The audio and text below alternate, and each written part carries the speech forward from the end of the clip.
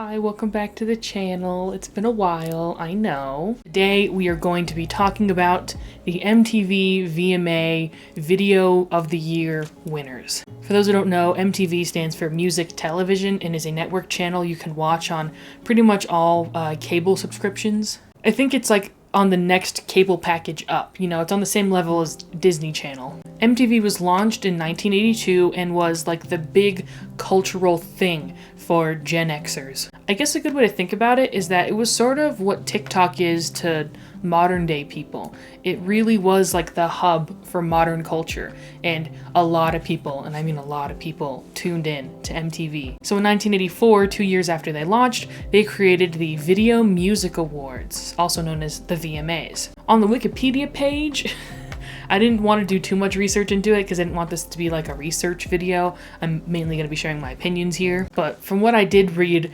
apparently it was a response to the Grammy Awards, who had just decided to start giving out awards for music videos as well. And in that sense, I can really understand that kind of being the niche where MTV really put themselves in. You know, they were the People's Award show.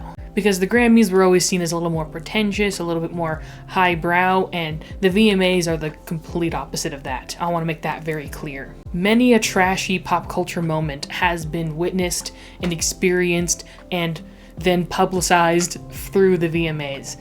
So I think that's really the kind of niche it holds in American pop culture to this day. The Video of the Year award is the primetime award that you tune in to see. It's the big award that everyone's waiting for. And even though they have other categories like Best Pop Vocalist, Best New Artist, the award for the Best Video is really what's most important, because MTV's whole thing was elevating the music video, which it essentially popularized. I'm not going to say invented outright because, you know, people have been making videos way prior to MTV launching, but MTV was the first real industry to be like, music videos actually are a thing. It was the first to acknowledge it. They also have an award called the Video Vanguard Award. I think it's had different names over the years, and it's usually given to a veteran artist who has displayed many a important moment in music video and just music history. And a lot of people who have won Video of the Year have also been gifted a Video Vanguard Award.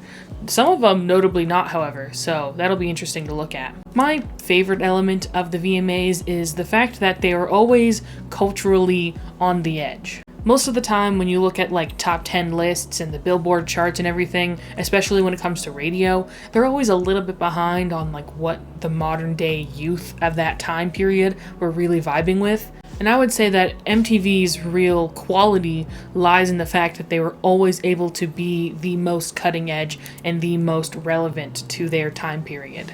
Now, how that has evolved throughout time with the invention of the internet and other modes of getting your pop culture fix is a different discussion, and we'll get there when we get there. And I think that ranking and reviewing every music video that won the Video of the Year award is a great way to look through pop culture and pop music trends of the time and kind of see where we ended up landing. It just generally fascinates me so much, and I'm very excited to get into this. The video elements and the musical elements are going to be a 50-50 split when it comes to my ranking.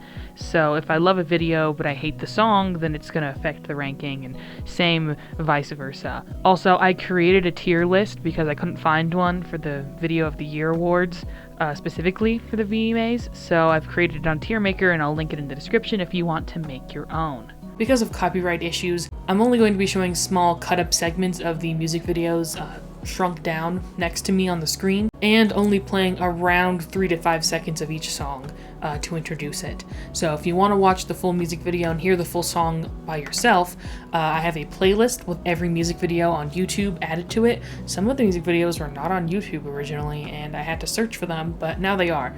So full playlist is on YouTube, and I also created a Spotify playlist if you just want the songs, so feel free to check that out. Both links are in the description. Remember when for a second they put like the links on the side of the screen? It was so weird. I hated that like update. I'm glad they put it back. So without further ado, let's get into the first ever music video that won Video of the Year in 1984. I'm gonna take some of these bracelets off. I hope people don't mind. Why are monster cans so hard to open?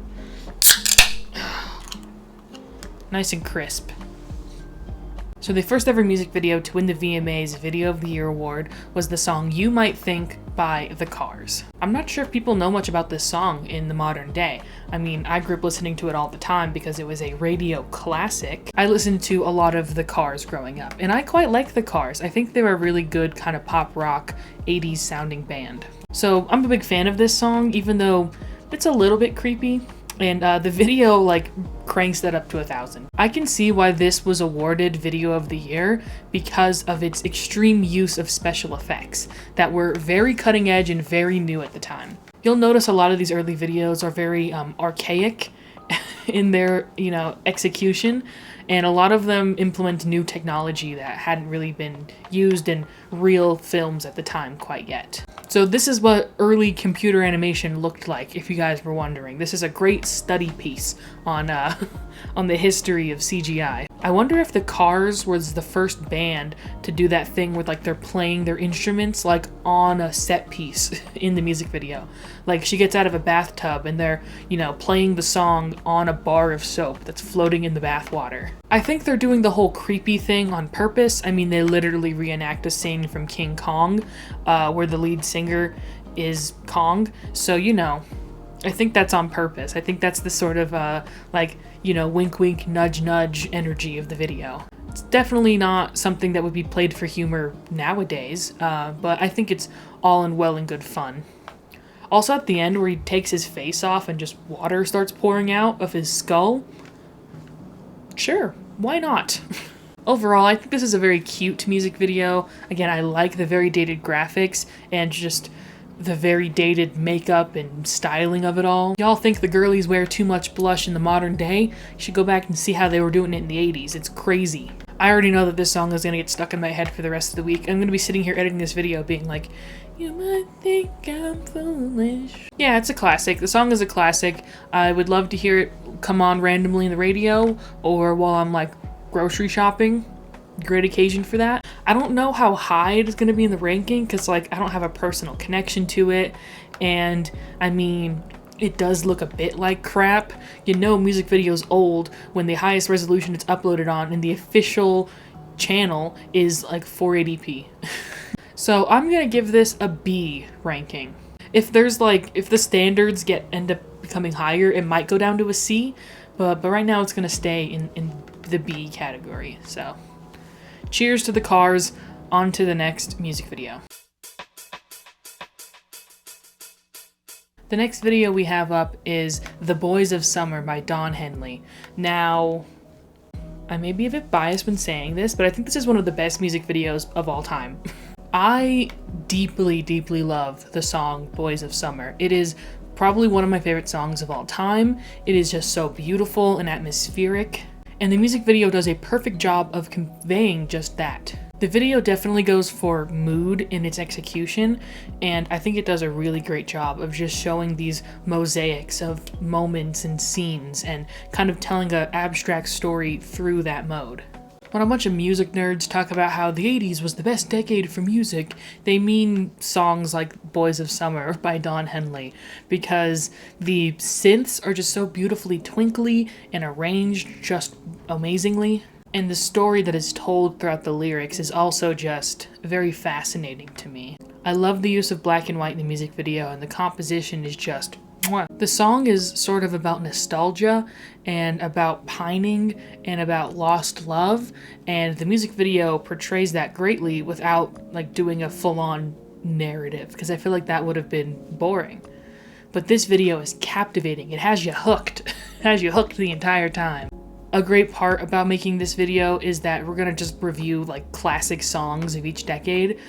So if I say for every one of these songs before the 2000s that oh, this was a classic radio song for me, that's why, because these were defining songs of the decades. So I'll just casually listen to Boys of Summer 5 times in a row and then, cry into a bag of Fritos and then try and live my life after that. This is also a classic cover song. I've seen many a band do a cover of this, and I love hearing different interpretations of it.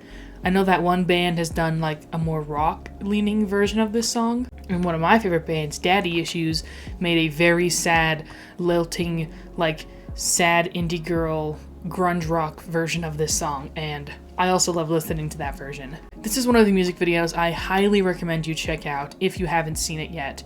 And also a song I just really recommend because it's so beautiful and lilting and a little bit sad, but also like very energetic at the same time. And originally I was gonna give it an A tier, but I might have to give it an S tier. It might be an S tier video. We might be starting out very strong here, guys. Again, if there's something that I think is better than this that would make me feel like this isn't an S tier, then I'll put it back in A tier, but for now it's going in S tier.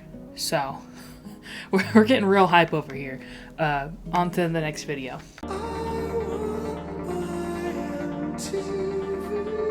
Next song we have is Money for Nothing by Dire Straits. I don't know how to feel about this one. I can admit it is really iconic.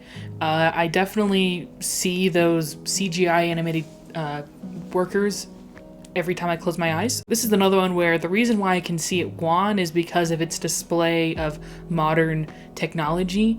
This was essentially like one of the first times that like CGI animation was really probably seen by most people on their television. There was really no other place, as far as I'm aware, where people could see computer generated images from. So like this must have been crazy to see for people. This was extremely revolutionary.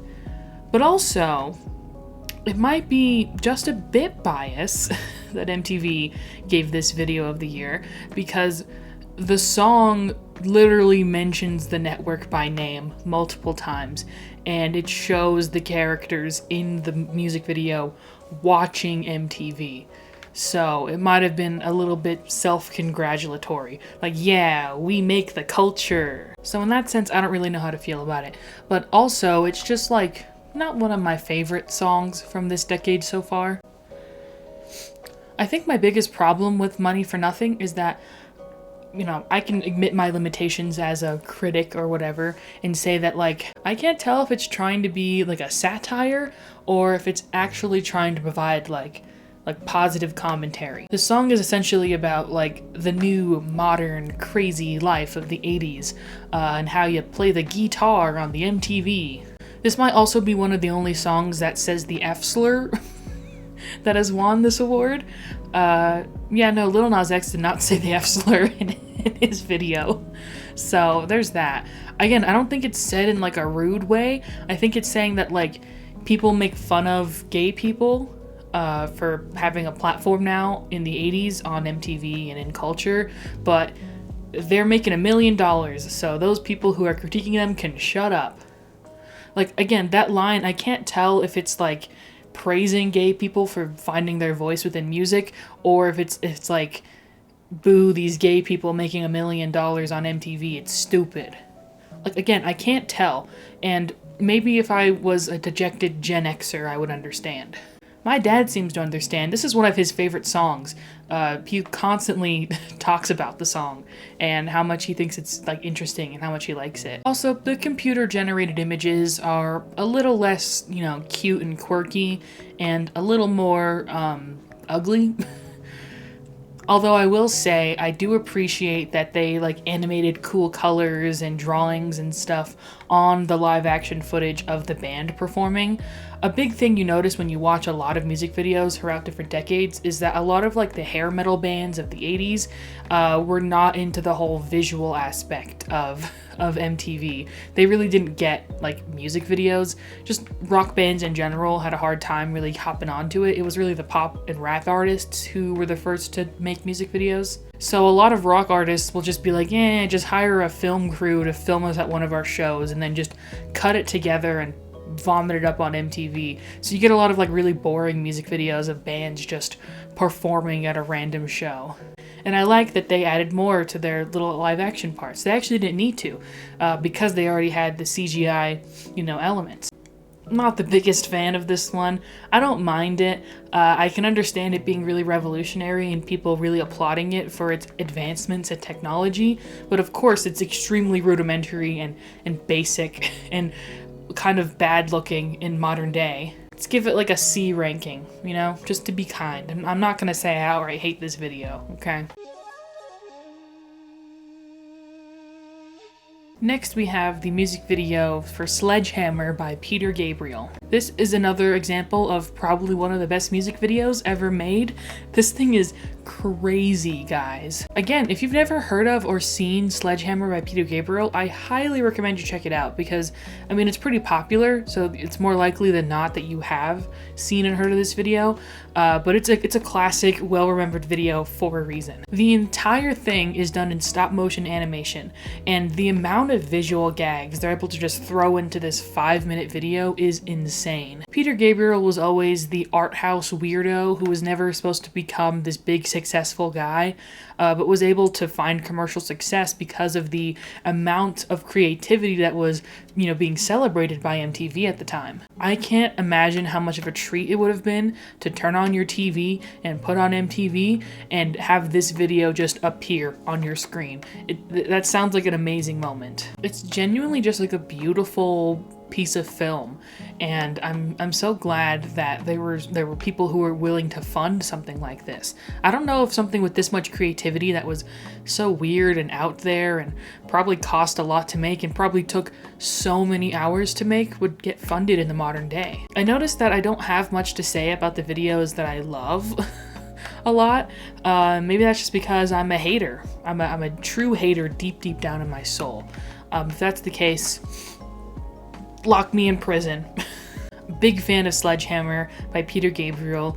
It's not really a song I listen to, you know, out on my own. I noticed that, like, even though people say, like, oh yeah, it's a classic song of the 80s, it is not really added to, like, 80s playlists. It's not really, like, associated with that, like, very stereotypical sound, even though I think it really is representative of it. I wonder why that is. Maybe Peter Gabriel will still always just be a little bit outside of the norm, a little bit, you know, too weird to be thrown on your, like, 80s nights playlists. It's hard to tell.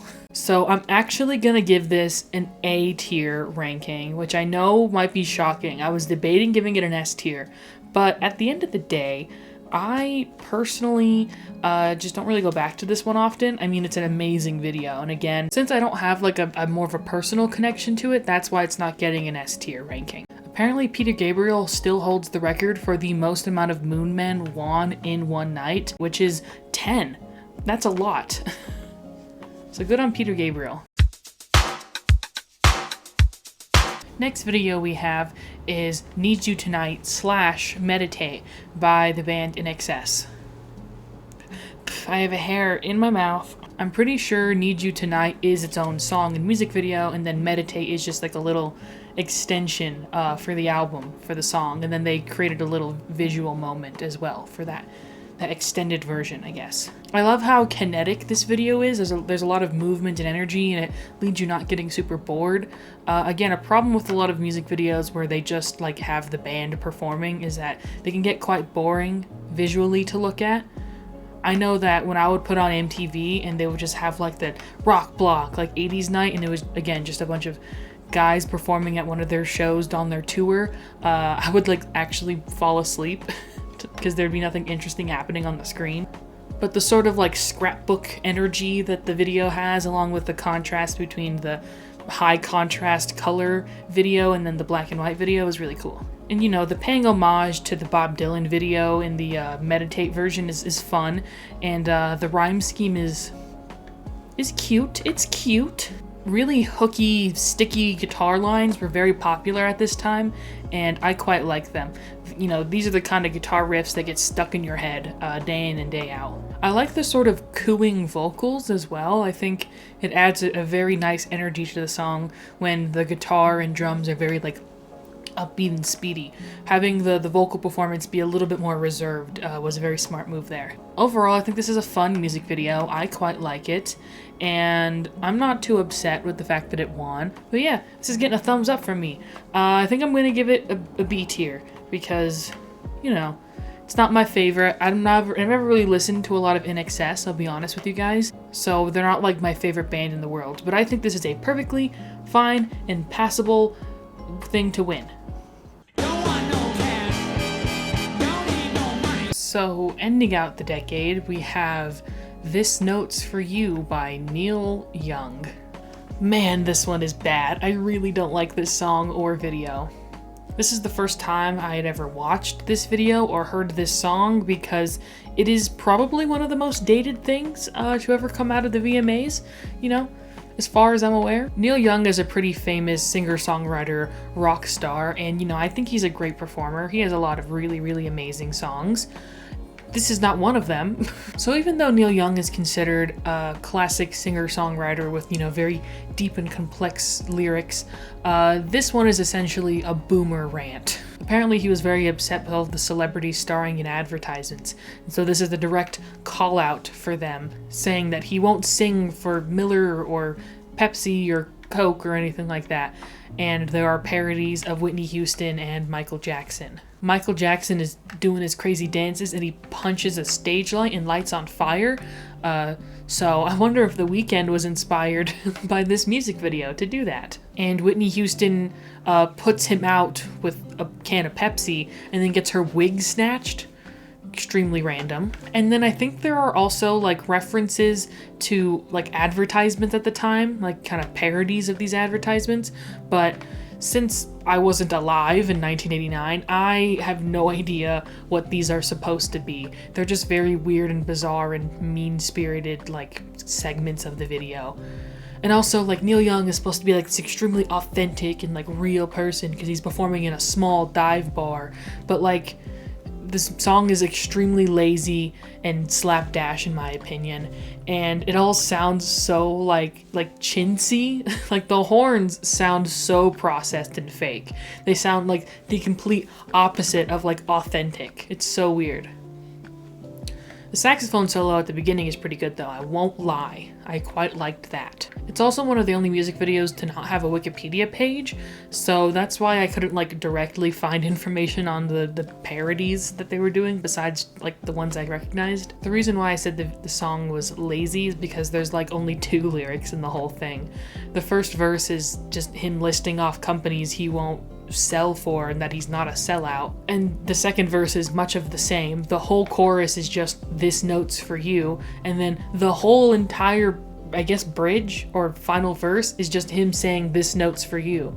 It's like there's barely any lyrics in this thing. He was not a wordsmith in this song. Overall, yeah, this is probably one of the worst videos on the whole list.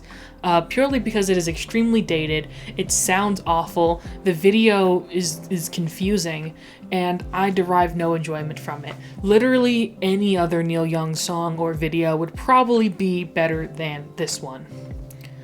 I was feeling a D ranking at the beginning, but now that I've like been talking about how bad it is, I think I'm gonna put it in F tier. I thought of a horrible joke while editing. This makes me think of like if a Bart Baker music video parody won a VMA, like this is what it would look like. This is what it would kind of feel like. Or like maybe if he ever like did like an original song before moving to China. It's weird, is right?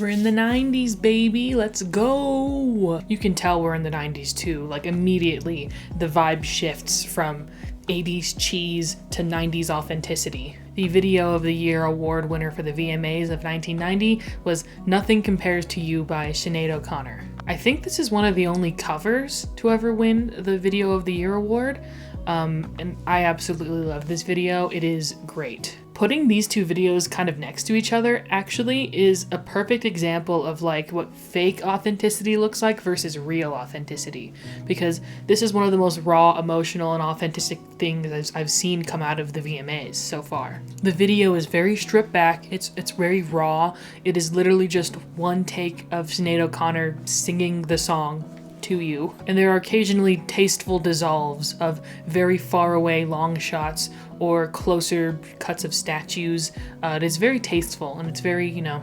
atmospheric as well. Again, another example of not really telling a story, but letting the story, you know, fall in front of you through visual imagery and letting mood describe how you should feel about this video and the song. The song itself sounds very well constructed and it has that very 90s production sound to it, but it's very shaky and wavering, and it sounds like at any moment, like the very perfectly constructed image can just fall apart, which in itself is kind of what the topic of the song is. Prince is a great writer, and I think Sinead does a very good job of performing this song that Prince wrote. Either way, I'm a big fan of Sinead O'Connor, and I'm a very big fan of this song and video. Again, it's another classic, and because of that, I think I'm gonna give it an A ranking. On to 1991 now. For 1992, we have the song Losing My Religion by R.E.M.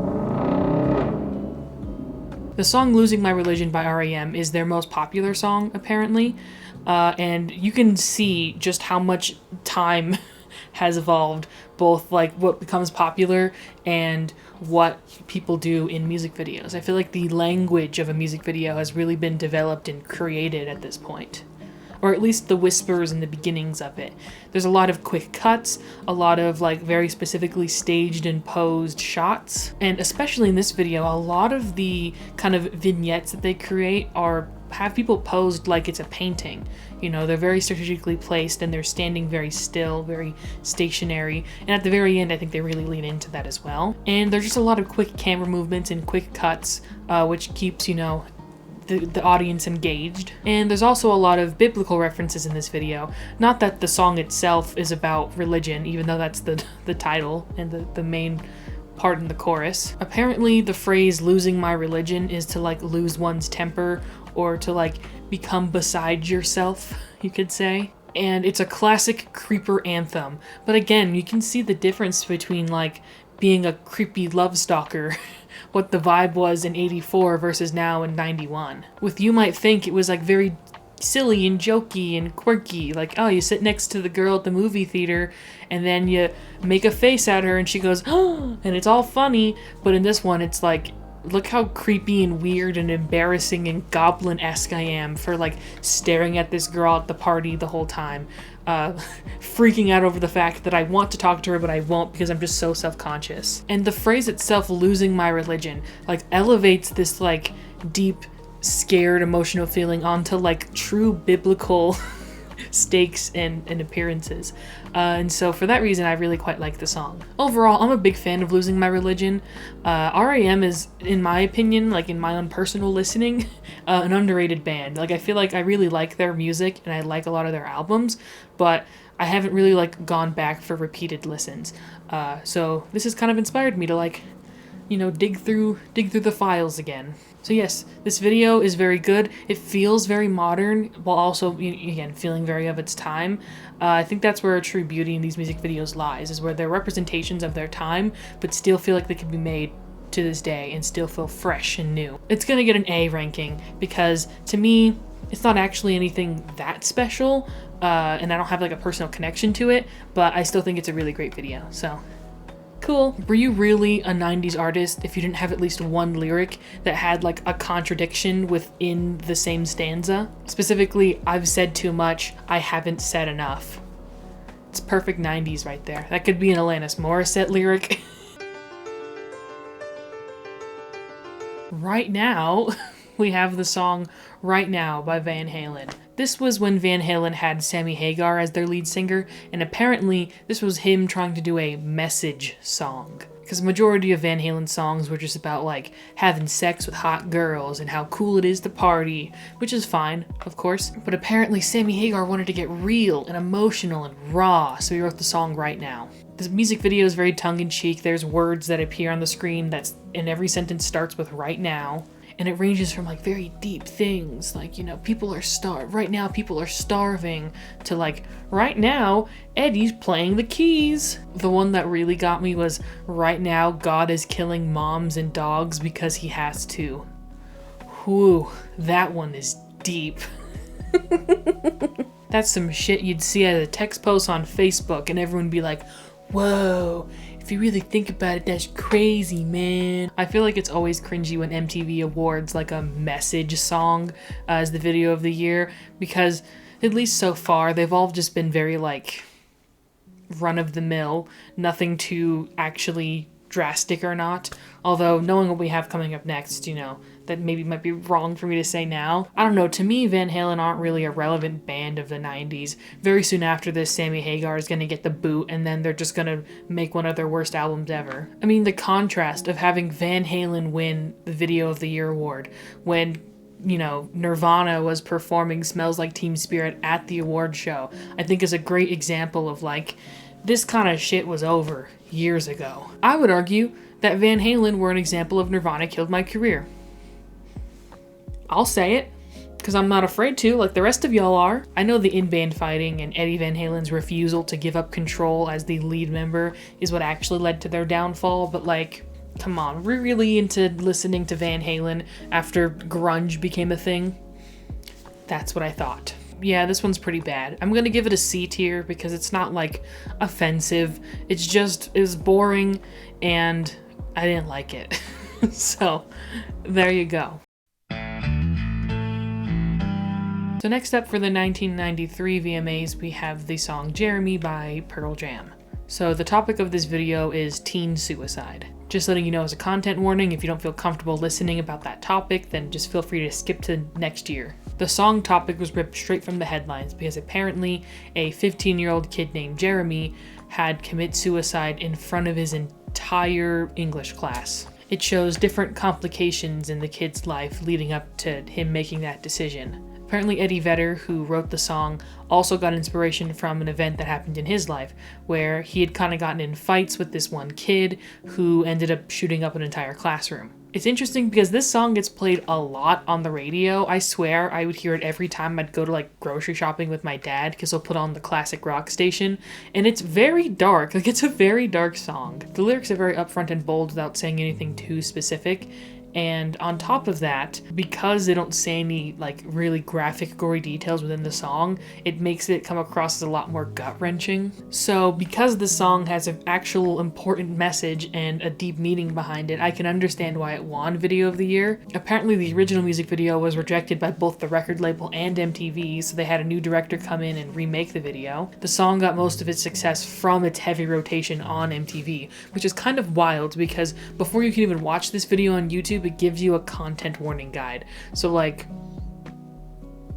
is there a less explicit version that they played on MTV, or was this just allowed to air like in the middle of the day on television? I'm not sure. It is not that graphic of a video up until the very end, although there are plenty of more disturbing visual aspects, like all of the students doing the Pledge of Allegiance and then they just start doing the Hail Hitler symbol, which is kind of wild. I don't really know how that tied into everything. It kind of does, but still. I think it's a good song. I quite like the album 10 by Pearl Jam that this song is on. It's not that I don't want to recommend this video, it's just that it is kind of intense and a bit heavy. So, you know, if you're into like a lighthearted kind of music video mood, this isn't really for that. Also, it is hard to understand the lyrics because Eddie Vedder notoriously sings like he is also gargling salt water. No offense to him as a performer, he's an amazing vocalist. He does some really great vocal runs on this song too, but you can't really understand the lyrics all that well. And by the way, same thing for Sammy Hagar, by the way. There's literally a point in that music video from Van Halen where it's like, right now is a good time to pay attention to what Sammy is singing, and it's like, I can't hear what he's saying. I'm gonna give it an A ranking. There we go. So next up for 1994, we have the song Cryin' by Aerosmith. Again, the way that suicide is also like a theme in this music video, I don't know what was going on in the 90s, truly. Except in this version, it is like extremely played for like ha-has and laughs, or like as a like shock value clickbait almost. This video stars Alicia Silverstone, as she was known to star in many an Aerosmith music video. My only problem is that this feels like a waste of Alicia Silverstone. She just mopes throughout the entire video, frowning and going through just the worst things ever. Her car breaks down, she tries to hook up with a guy and he blows her off. She's depressed because she broke up with a guy, I'm assuming. And they make these big scenes out of her like getting a tattoo and getting like a belly button piercing. Like that's her like showing that she's like gone off the rails and gone crazy, which is kind of funny. And then her bag gets stolen while she's at a restaurant, and luckily she's able to get her bag back, but apparently this inspires her to like want to kill herself. So the police show up because she's standing on the edge of this bridge, and her ex is like, come on, just come back with me. What are you doing here? Like, she's not just about to jump off a bridge. And so she does, but apparently she had a cord. She was bungee jumping, and she's like, you thought I was gonna kill myself, but I didn't. What a fucked up video. This video made me upset. Also, what is Aerosmith still doing around in the mid-90s? I know they had like a renaissance of sorts around this time, but it's just bizarre to me. The song itself is so melodramatic and cheesy. I mean, Aerosmith just kind of did the same thing their whole career, no matter what decade it was. And I mean, good for them on knowing their niche, but man, this thing is just so overblown and over the top. The whole time I just kept going like, what? And why? I love Alicia Silverstone. She looks amazing. She's beautiful. But, you know, I'm not vibing with this song or video at all. I'm going to put it in a D ranking. It's not like making me that angry. I'm just confused is all. I'm confused as to why this won. Were there no other good options this year? Probably not. Welcome to day 2. I am very tired. It's almost like when you stay up all night working on one specific thing, and then you barely get any sleep, and you immediately start doing the thing again. It you know, isn't good for your body. I'm not sure. Waterfalls won for 1995, and this is a very interesting pick to me. I think it fits perfectly so far with what we've seen, like generally what gets nominated in the 90s. A lot of message songs, and then a lot of songs that are like very, you know, tackling the zeitgeist. I think this is the first R&B song to be nominated. The rest were rock songs or pop songs. And this is somewhat of a message music video as well. There are some cool special effects and kind of set designs, so it makes complete sense that it won. I love that the members are dancing in the middle of the ocean. I think that's very cute. And then when they like turn into water and they're like water CGI bodies are dancing in the waterfall, I like that as well. I guess this is one of the first like story songs to have a music video that wins this year, because so far the rest of them have like told stories, but they don't really have anything to do with the song.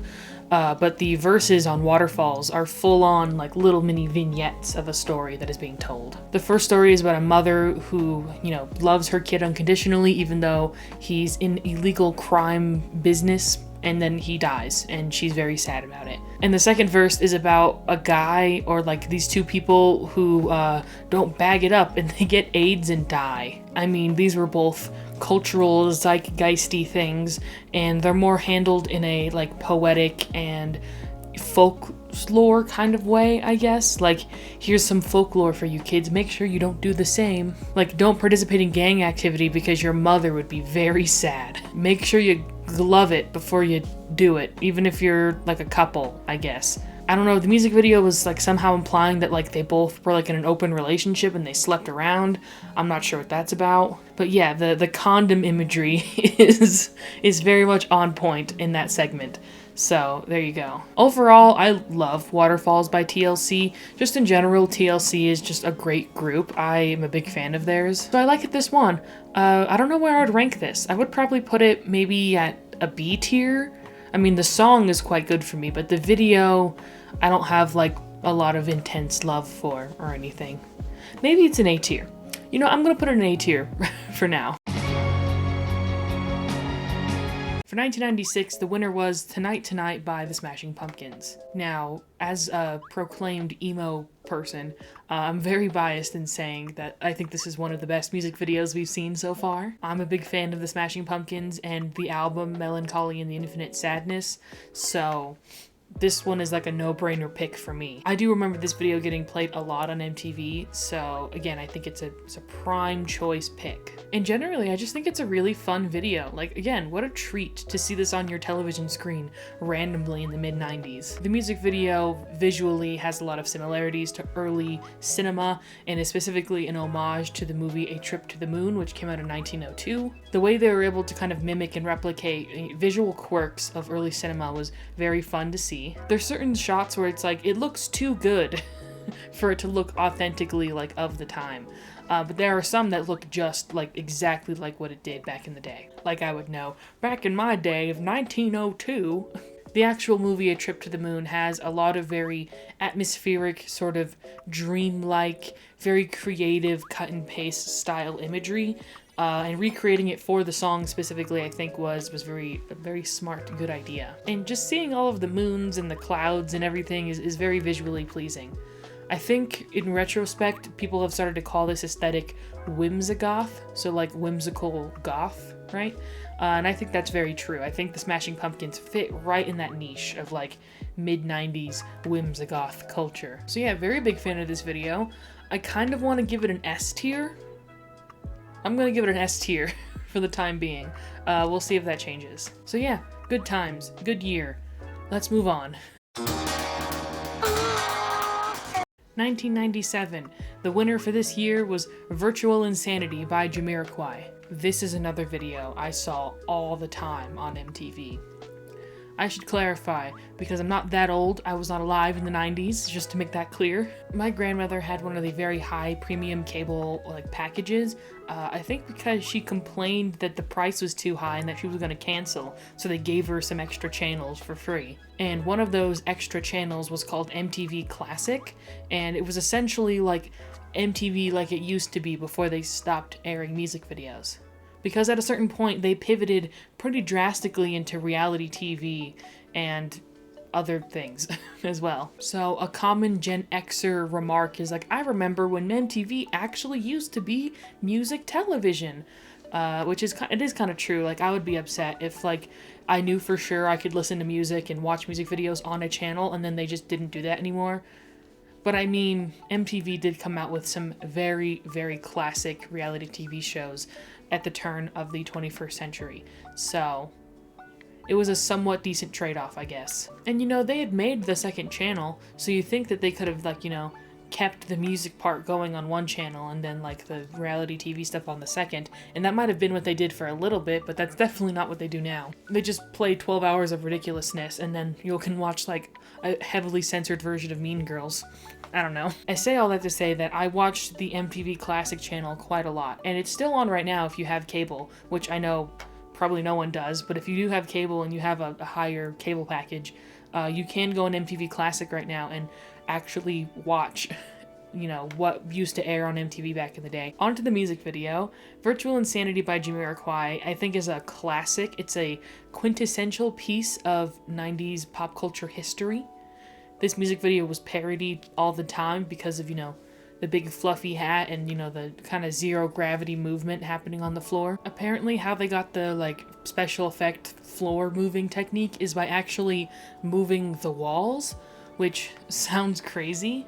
Originally, I wasn't going to look up how they did it because I wanted to keep the magic alive, but then my curiosity got the best of me. Apparently they had originally planned to do like a rope on a kind of gear thing, like how the escalator handles work, right, where it just kind of spins in a continuous circle, but it would have cost too much for the video, so instead they like hooked up the camera to like a wall rig and then they just like moved it. I honestly don't know if I'm explaining it right. I don't think I actually understand all that much how they did it. It got a lot of nominations for like a lot of technical advancements because it was a very technically amazing looking video, which, I mean, yeah, it is. It's pretty cool looking. And that original technique that was too expensive, they actually ended up doing at next year's awards ceremony live because they only needed to use it for like a few seconds. And Jamiroquai performed the song live with a very similar looking set. So that's cool. The song itself is about how the world is like collapsing and that sorry.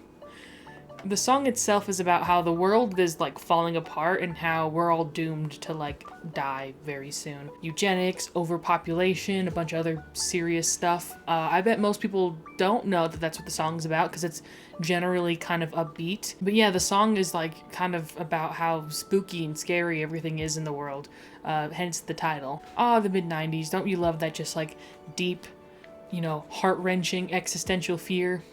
We all enjoy it. We all experience it at one point or another. On to the next year. I'm gonna put this in either A or B. I can't decide yet. It's a good music video. I love how cool it is in a technical sense.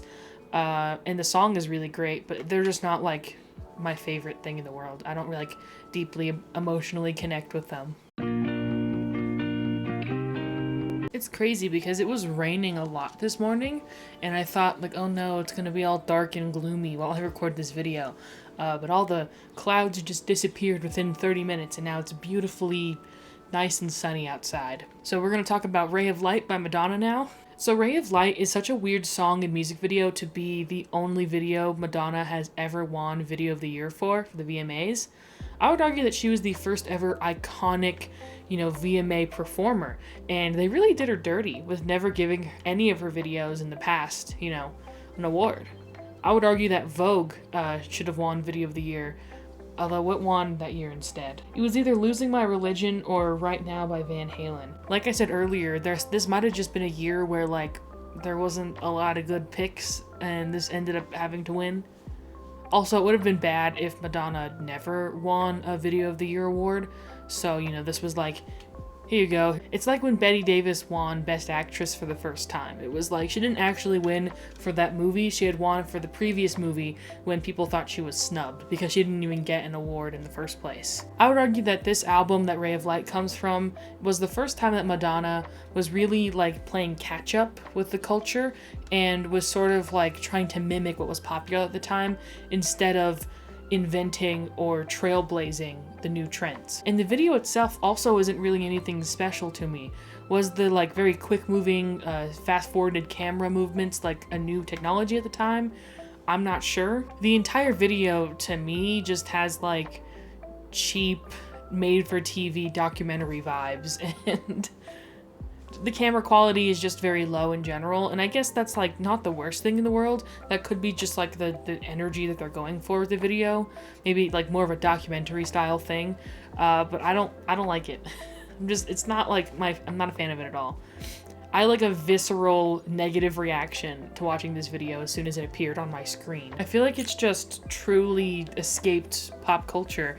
So in that sense, it's like, it's not a good winner because it's not a good representation of like the 90s in my opinion. So yeah, this was not a good pick in my opinion at all. I'm gonna give it a C tier because it's not like offensive to me. I'm not angered by it. I just really don't like it. You would think that Madonna would have a more representative music video for her winning. Even like something more modern from like the 2000s and 2010s, it would at least represent where she was at that point in her career. This is such an awkward moment in like the Madonna history because she had stopped becoming like I said, the trailblazer, but she hadn't yet reached her like, flop era, I guess you could say. So yeah, very weird video for this year. Let's move on. Yo, remember back on the bully when cat 1999! Welcome to 1999, everybody. And the winner for this year was Lauryn Hill with Doo-Wop That Thing. This is another one. I saw this one all the time. I didn't realize how much the late 90s had representation on my MTV viewing experience. The music video has a split image where on one half it's like modern day, so the late 90s, and on the other half it is the 1960s, and it kind of shows the difference in culture of the time, all while there's a block party happening. I think this is a really good music video. It is really fun and visually interesting. The colors are a bit muddy, I will say, but I think that might have been like on purpose. I don't know. It still looks decent enough. Now, I love the Miseducation of Lauryn Hill. I'm a big fan of the album, like most people are, and I quite like this song. But what's very interesting is listening to it in the modern day, how kind of, different it sounds compared to modern sentiments. You could say that the song is about safe sex and the sort of relationships that men and women have with each other surrounding that topic. She very directly, calls women Jezebels.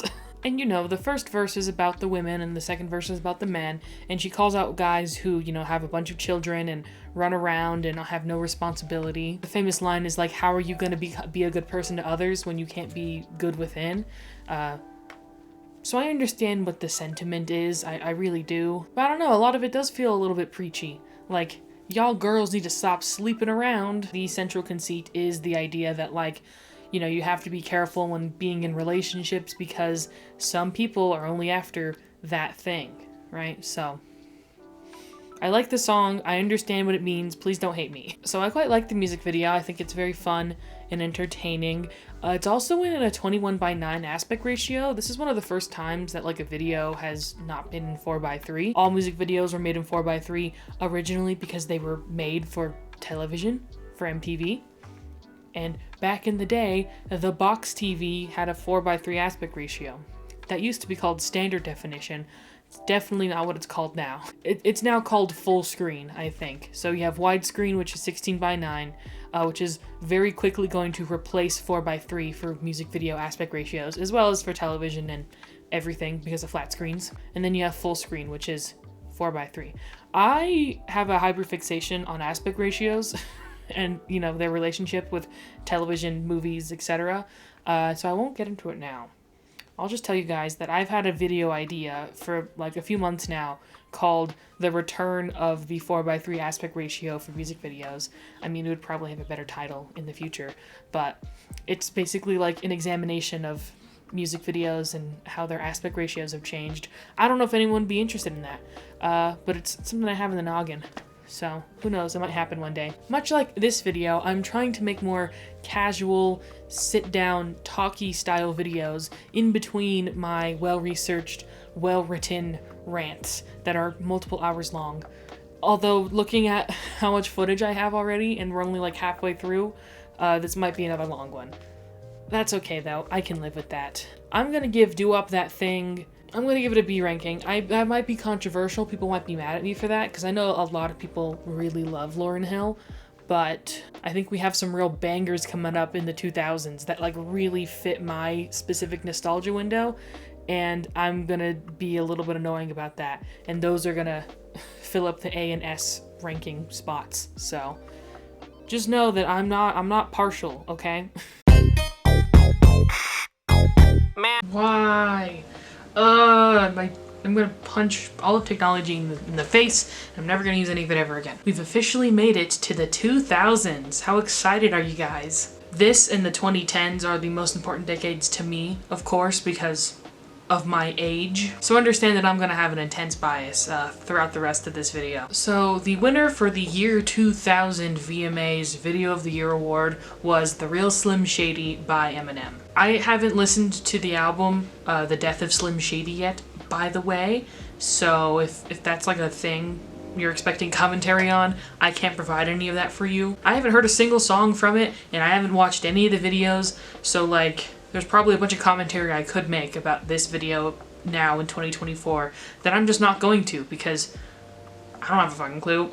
All I will say is that it is extremely wild that a song where a guy just rants about like all of the pop culture stuff that he thinks is stupid was such a big success. Very rarely is a song just making a bunch of cultural references and just kind of listing off everything they hate getting so popular. I mean, within the first few bars he mentions Pam and Tommy, and then later mentions like Britney Spears, Christina Aguilera, Fred Durst. Welcome to the Fred Durst era of the VMAs, by the way. He's just gonna be doing a bunch of crazy shit at the award shows every year. If you guys are wondering what my favorite line from The Real Slim Shady is, because everyone has their favorite little one-liner, mine is, Will Smith don't have to cuss in his raps to sell records. Well, I do, so fuck him and fuck you too.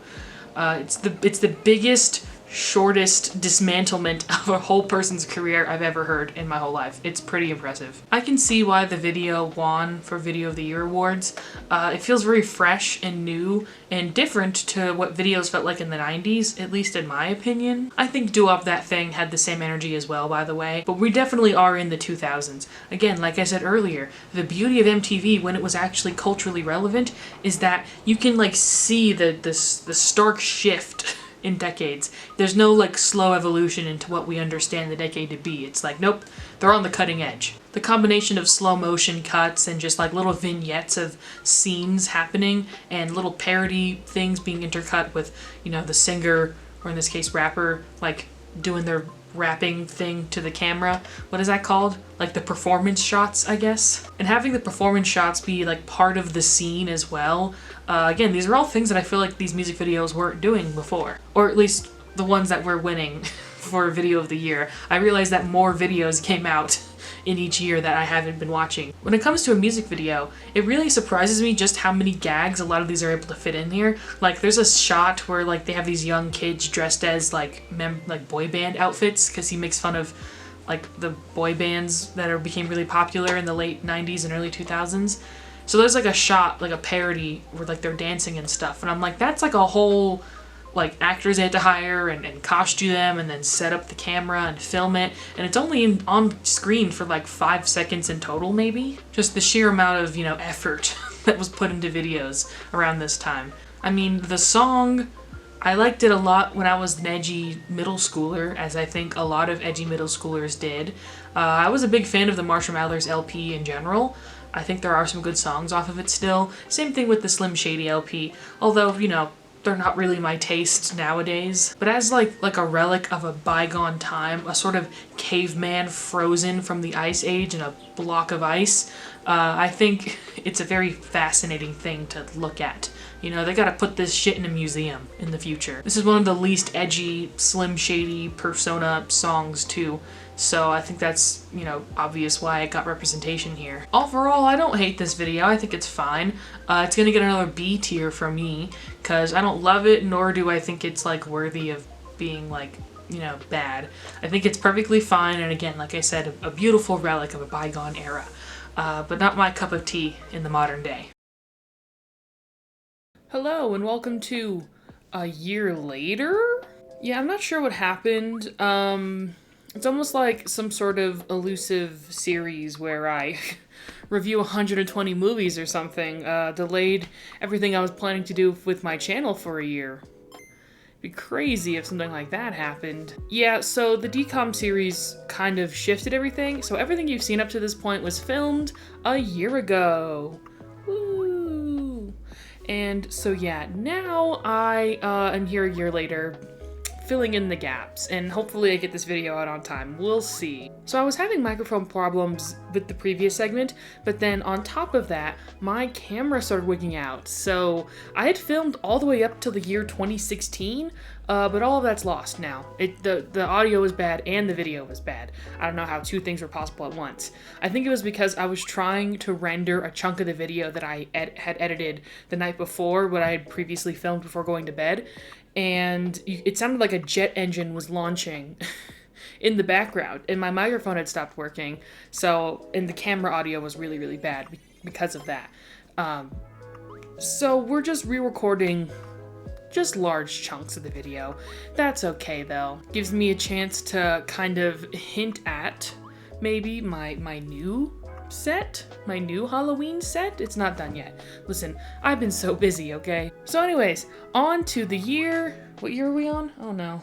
Where's all my soul sisters? Let me hear you. 2001. We have the song Lady Marmalade by Christina Aguilera, Lil Kim, Maya, Pink, and kind of Missy Elliott. I had to read off my screen because I could not get that in memory. Here's the thing about this video. It's more spectacle than it is music, but hey, that's what we're here for. So in that case, it's a really great music video. It was for the Moulin Rouge soundtrack, which I know a lot of people love that movie, but I've never seen it before. Sorry, y'all. What's funny about the song is that it's basically like a little mini verse and chorus per each person, since there's so many people. And to me, that's very funny. They also basically use Christina Aguilera as a sort of like rap breakdown, like post-chorus essentially. Even though there is a rapper on this song, they don't, you know, use the rapper that way with Lil Kim. I think it's because Christina Aguilera, well, it's her song, first of all, technically. It's a posse cut, but technically, like, it's under her, you know, name, I guess. She saved until the very, very end, and I'm assuming that's because she was the most popular at the time, technically. You know, Maya and Pink and Lil Kim, they were all pretty big big, but I think Christina was like the biggest celebrity out of all of them. This is also, I'm pretty sure, Christina's only VMA award, so I'm glad she was, attributed, because she was like queen of the VMAs, along with Britney for the longest time. They have the whole boudoir sort of, like rococo, fully in their underwear kind of, styling. I love it when people do like for performance wear, basically just like what Victorian era people would have just worn as underwear. It's my favorite thing to see, I just gotta say. They have some fun dance moments. They all have their moment on camera, but the song is like structured very weirdly. Like, you would not want to listen to this song on its own. I wonder how it sounded on the radio, if there was like a completely different edit of it, but it works really well for the video because you just get your, cute, hot, and sexy chunk of each person in the video. So for that, it works. I don't know how high I would rate this. I was not, really into watching this video as a kid, so it's not like, what's it called? I had my sexual awakening or whatever. Like, I bet a lot of people did. A or B? Probably most likely B. Real name, no gimmicks. And for 2002, we have the song Without Me by Eminem. I think a big thing that people forget about the time was that Eminem was like a really big deal at the VMAs specifically. I think before T-Swizzle, he was the most awarded person at the VMAs, so that's pretty cool. And it makes complete sense with this video, Without Me, right? Like, I totally understand this winning for the year. The video is a jokey, comic book style situation. This is already at the point where Eminem was starting to become like a parody of himself, but I mean, this song is a classic for a reason. It is very, very catchy, and it is very funny and irreverent. It's funny when you pay attention to the lyrics, because they're absolutely insane. And on purpose, of course. And yeah, the video is very comic booky. We have Eminem as Robin and Dr. Dre as Batman, because of course we do. And they're trying to stop a little kid who has like stolen a copy, or not stolen, I think he's purchased it, but purchased a copy of an Eminem album that is, of course, explicit. I think they were making fun of the like explicit only tag, which was kind of new as far as I'm aware. Wasn't the like explicit logo pretty new on CDs at the time? So they're kind of making fun of that, essentially. This is also the video that he would go on to parody in the modern day with Houdini. I'm not going to talk about it. It's funny how I mentioned that in the previous Eminem review from a year ago, because it was just coming out at the time, and it's like, as I was editing it, I was like, should I just cut this out, because no one even remembers that album happened, but it was a big deal at the time, I guess. Yeah, I mean, not much to say on this. This is a wedding classic, which, no offense to Eminem, that might be offensive, but yeah, this has kind of lived on as just like a classic radio hit of the 2000s. One thing that is notable was how much rap music, is present in the 2000s VMAs. It was proof that like this sound as a genre was really reaching like a huge peak in popularity that would rise again later on, which we'll get to. Right now I'm gonna give it an A just for its fun and creativity and the fact that I saw it like 10 million times as a kid on MTV. I did see this video quite a lot, if I'm being honest. For 2003, we have the song Work It by Missy Elliott. We're really getting into the big dogs right now. Like this, we're entering like S-tier level, like insane quality. I would argue that Work It by Missy Elliott is one of the most iconic music videos of all time, but that's just because of my age, of course. This thing is chalked with slapstick jokes and special effects and just like pure creativity in a way that, I'll be honest, music videos don't have anymore, but that's because they didn't have incentive to. And also, it was a very specific Missy Elliott thing. She was well known for her very wacky music videos. The song is borderline nonsense, like you cannot try and analyze the lyrics. People have tried to in the past, and it's just about the vibes, okay? We're here for the vibes, and we're having a good time with the vibes. So, I'm not gonna critique it for that thing. Something I never really noticed until recently is that there actually is a homage to Aaliyah, who had recently passed away, which is really sad. She was an amazing artist. Along with Lisa Left Eye Lopez, who was in TLC. She was kind of in the Missy Elliott, Timbaland crew at the time, which, also speaking of, Timbaland is in a lot of these music videos because he did the production for a lot of them. He was an icon of the 2000s, but right now, He's not my fave dude. There's a bunch of different scene transitions, and again, like I said, very fun special effects. There's the scene where she's like at the DJ table with bees surrounded her, like that's a pretty cool visual aspect. Again, just like stuff that the people are saying in the song, like appearing in the video, kind of cool, kind of fun. I like it. This one's iconic, and it should be an S tier, but for right now, I'm gonna say A, but it's gonna definitely be in the A to S tier range, that's for sure. 1, 2, 3, my baby don't make. For 2004, we have Hey Ya by Outkast, another absolutely insanely iconic music video. The 2000s, they were a period for pop culture, that's for sure. I honestly still can't believe that this video is as good as it is. Oh, it's so good. I love Andre 3000, what can I say? And I say that and not like Outkast, because this is basically a solo Andre 3000 song. This is from the Love Below section of the album. Famously, that album, Speakerbox / Love Below, was just the two of them making 2 solo albums and then just like squishing them together.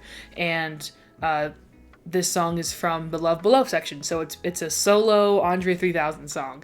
And yeah, he's the only one in the video too, as far as I'm aware. The music video is a parody of the first time the Beatles performed in America, I'm pretty sure on the Ed Sullivan Show, if I'm remembering correctly. I think 1960s culture was having like just a little bit of a moment, probably because of the Austin Powers movies or whatever, so we get like a nod to 1960s culture, but it's a fusion, of course, of the 60s and at the time, the modern day of 2004. I mean, this song is iconic for a reason. There's not much that other artists can get away with that Andre 3000 just does effortlessly, with the 10 million all rights to Shake It Like a Polaroid Picture, I Am Your Neighbor, Lend Me Some Sugar, like just so many iconic lines, and the video has so many iconic moments when the girl runs on stage and the security guard rips her off, and we cut to seeing like all the families watching it in their homes on their tiny little, box TVs. And it's a long video too, and you can barely hear the actual song over the fact that like they've put the sound of girls screaming over the entire video,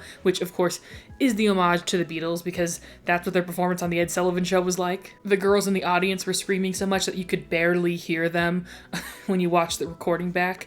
So just such genius reference and like iconic everything. It's iconic. There's so much vivid iconography from this music video and a lot of Outkast's music videos in general. So this is an obvious S tier. It might even be number 1 right now. I don't know. We'll have to see. It's so good, y'all. I can't. The winner for 2005 is the song Boulevard of Broken Dreams by Green Day. This is a very interesting one. This is a very interesting pick for me. I guess it's because from the modern day, like, rock music is not really getting a lot of representation on the charts, especially in modern day award shows. It's basically been eradicated. Although, I'll give some credit to the youth of today. They really do seem to be gravitating towards certain rock sounds. I know for sure Sleep Token is like really big right now, and even Pierce the Veil has been having a moment. Like, so rock music is existing with young people these days, but not in the way it used to just 20 years ago. To me, it kind of makes sense that Green Day would win because this was from their album American Idiot, and that was a pretty big deal when it came out. They had basically gone on hiatus for a couple of years, and that was one of their most important albums as far as I'm aware. So it makes sense that it's like represented and given the accolade with this music video. Although it did beat out Holla Back Girl by Gwen Stefani, so I may have beef with it because of that. I mean, it is a relatively boring video compared to other ones we've seen and we will continue to see, but I think it was more awarded because Green Day was having a moment, I guess, and also it's definitely the most emo song on the whole album, and this was kind of emo's peak in pop culture. It definitely obviously still existed and still exists to this day, but it definitely was it didn't get any more popular after this moment of the year 2005. So I can see like this song honorarily awarding it. I like that it's a continuation of the previous music video for Holiday because these two songs flowed into each other on the album. So it's cool that like the videos always also flowed into each other. Very fun, very cool. Yeah, I mean, this is a great pick. Because it's more of a subdued video, it's really just them walking on a dirt road, you know, like the lyric says, I walk a lonely road, the only one I've ever known. That's why it's not going to be super high, but I do like it. So, there you go. For the year 2006, we have I Write Sins, Not Tragedies by Panic at the Disco. This feels like a very interesting pick to me. This is kind of a weird choice. Panic at the Disco was not like really that big at the time, and they definitely weren't in the same place they are now culturally. This was their first big song from their first ever album. So it's pretty surprising that they won the award with this video. Like, I would say that was like an oddball choice, to say the least. It's a very, very interesting pick. But I'm not gonna complain, because I love this song, and I love this Panic at the Disco album. Famously, I was literally just listening to it today. That's actually so funny. I didn't even realize that. I was listening to A Fever You Can't Sweat Out, which is the album that this is from, earlier today. That's so funny. This video is so iconic to me. I've probably seen it like 50 million times. When I was 15, I would literally just watch this video on repeat, along with a bunch of other Fall Out Boy and My Chemical Romance videos. So this one was a big deal for me personally. This is a big deal, okay guys? The meaning of the song is kind of hard to parse through on a first initial listen, just because that's Ryan Ross and his idiosyncratic way of writing or whatever. That's what gave them such an appeal to Pete Wentz and all that. But generally, the song, from what I understand, is about being uncouth at an important event and speaking things that you should not be speaking. You're at a wedding and you say, "What a shame, the poor groom's bride is a whore." And our narrator chimes in with a "haven't you people ever heard of closing the goddamn door?" As in, like, you know, doing that in private, not out in the public or whatever. Have a sense of poise and rationality, right? So the video is very much similar, where we have the narrator, which is played by Brendan Urie, of course, in a top hat and general circus leader outfit, at a wedding, and we see a bunch of antics happen as a bunch of circus people all basically crash the wedding, one could say. The bride ends up cheating on the groom with a circus member, and then the groom becomes a part of the circus. He becomes like the new, you know, head or whatever. So it's a very fun visual storytelling that they do in this. And just in general, this whole era was very, very good. It had a very distinct visual element that they also portrayed like in their live performances. I'm pretty sure they performed this song live at the VMAs, so they very much were playing into that. Again, very like in the same vein as the Moulin Rouge kind of aesthetic with the Rococo and, you know, kind of stuff. It's pretty cool in my opinion. I quite like it. I mean, I'm very biased towards this song and this video. I think it's absolutely iconic. So, again, it's gonna go pretty high. I'm rating the 2000s very, very highly. I wonder how old I am. Because, man, I really do appreciate this whole, you know, era of sorts. Okay, it's not even fair at this point. The year 2007 awarded Rihanna for her music video for Umbrella. This is probably the best music video of all time. I'm willing to say it. People can come at me with other options that they have, but for me, this is the best music video of all time. Nothing can beat Umbrella by Rihanna. This is so iconic. I have no other words to describe just how iconic this video is. And it doesn't even do anything that special or that unique.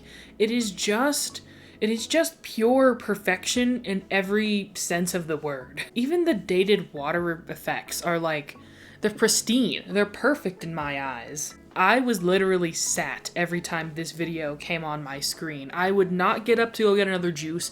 I would not do anything but just watch this music video. It fully engrossed me for the full 3 minutes that it was on my screen. Rihanna is just so perfect at her inflection of singing, at like selling the performance. It's perfect. It's genuinely perfect. I don't know what else to say. Even the weird part where like half the screen is orange and she's dancing with an umbrella, like even that is genius. Like, it's amazing. I mean, there's not much I can even say about it. It's just so good.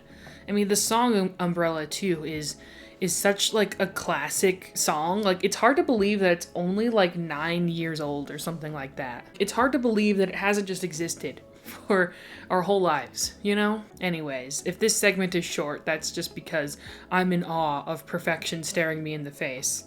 S tier, maybe number 1. We'll have to see, but it's that good, y'all. The winner for 2008 was Britney Spears with her video, Piece of Me. This one's kind of hard for me. Okay, this one's gonna be hard for me, I'll be honest with you guys. So, I love Britney Spears, and I think it is an absolute travesty that this is the only VMA award that she's ever gotten, and that it was for this video specifically. I can get why. The song references her controversial place in pop culture at the time, which was basically people bullied her for like a bajillion years straight. While I think that the blackout era for Britney Spears is very iconic, and I think it's a good album, this one for me is just a little bit on the lesser side.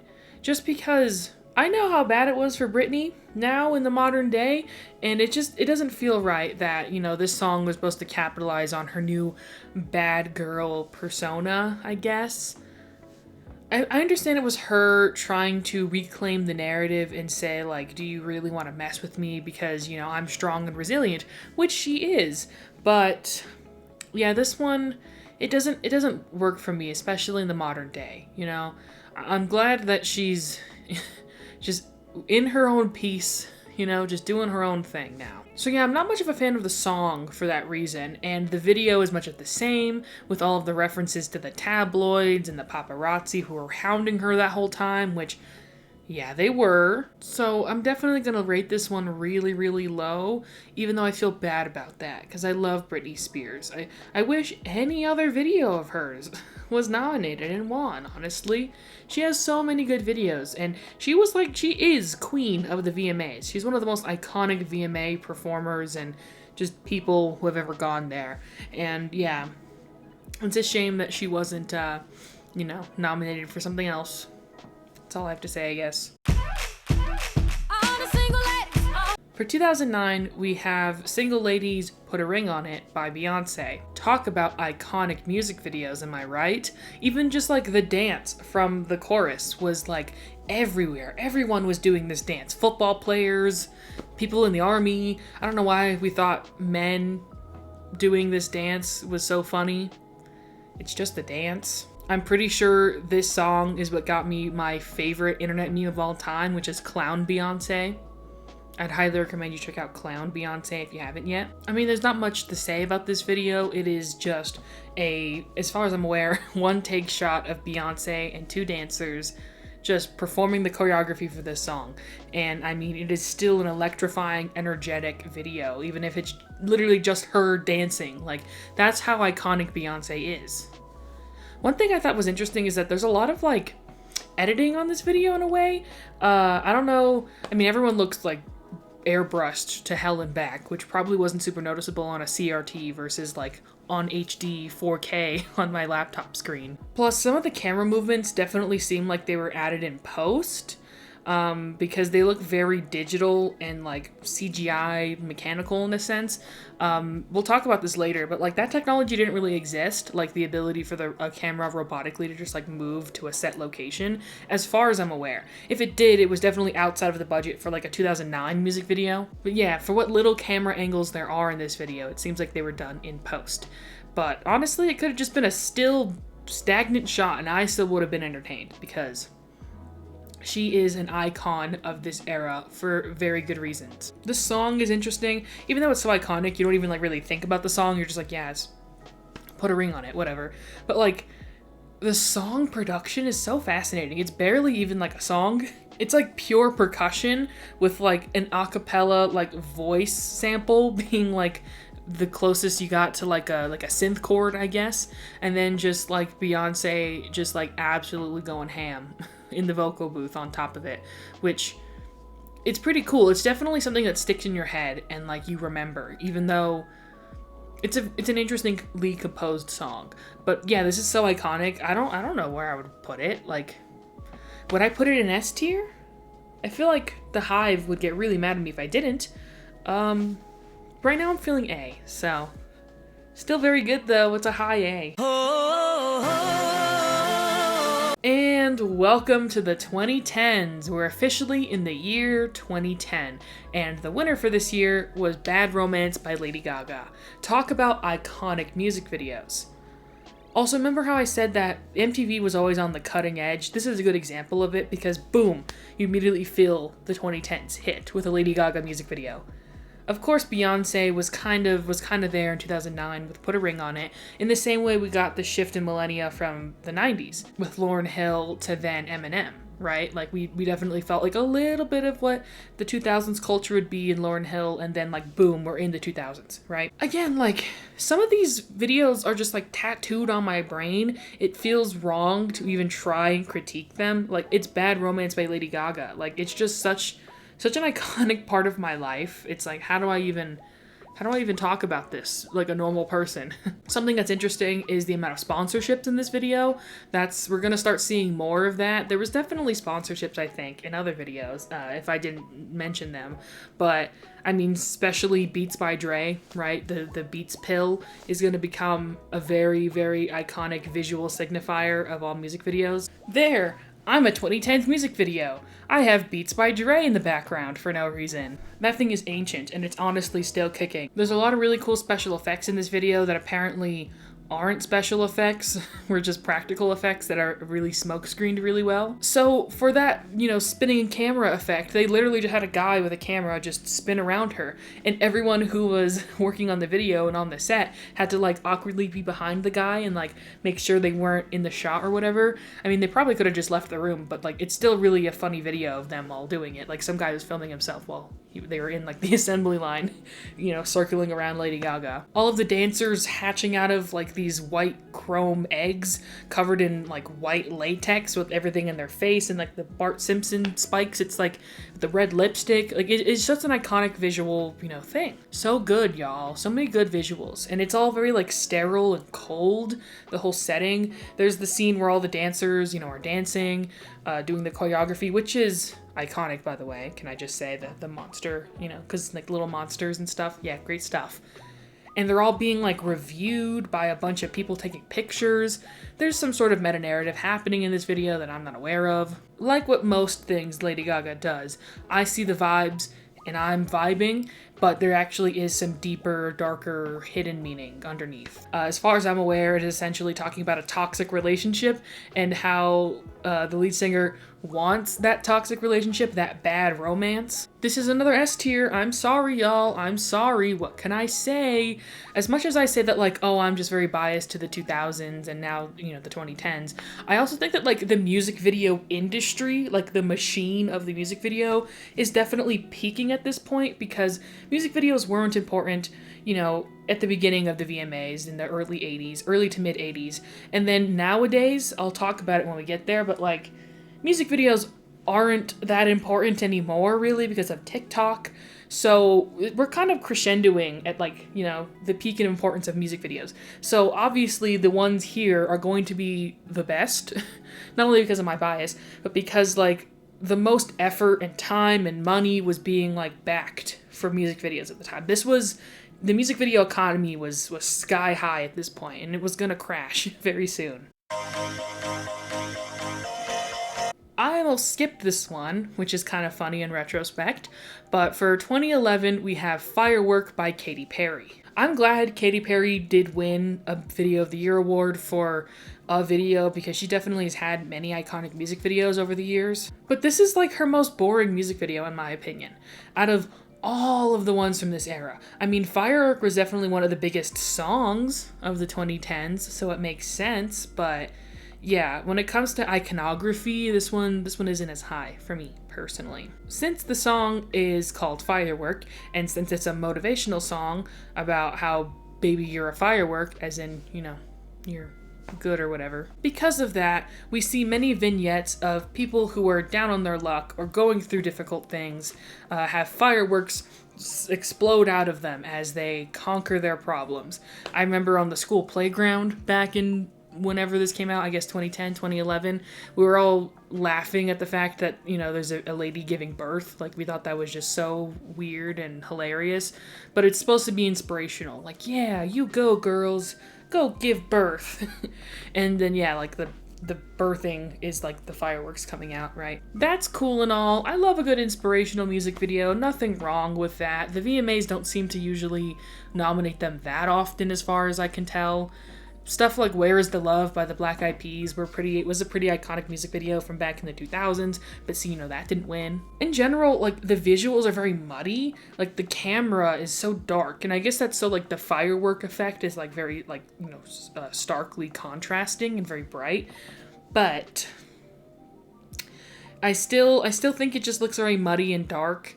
Not super exciting of a video. And in recent years, Firework has not really done much for me, if I'm being honest. I didn't mind it when it was on the radio at the time, but I was like 10, so, you know. Overall, I'm not going to rate this one that highly, if I'm being honest.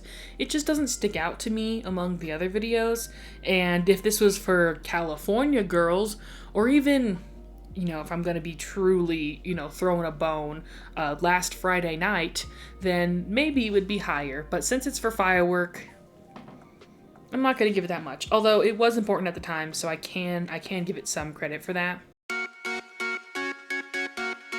The winner for 2012 was We Found Love by Rihanna featuring Calvin Harris. This is another video I remember being on absolute repeat during the time. This is a very iconic one. If not in general, then for me specifically. So the song and the video is about a tumultuous relationship filled with drug use. And that's all I'm going to say on that, to avoid demonetization. Although I had to talk about Jeremy, so, you know, who knows at this point. I like this video. It feels very 2012 to me.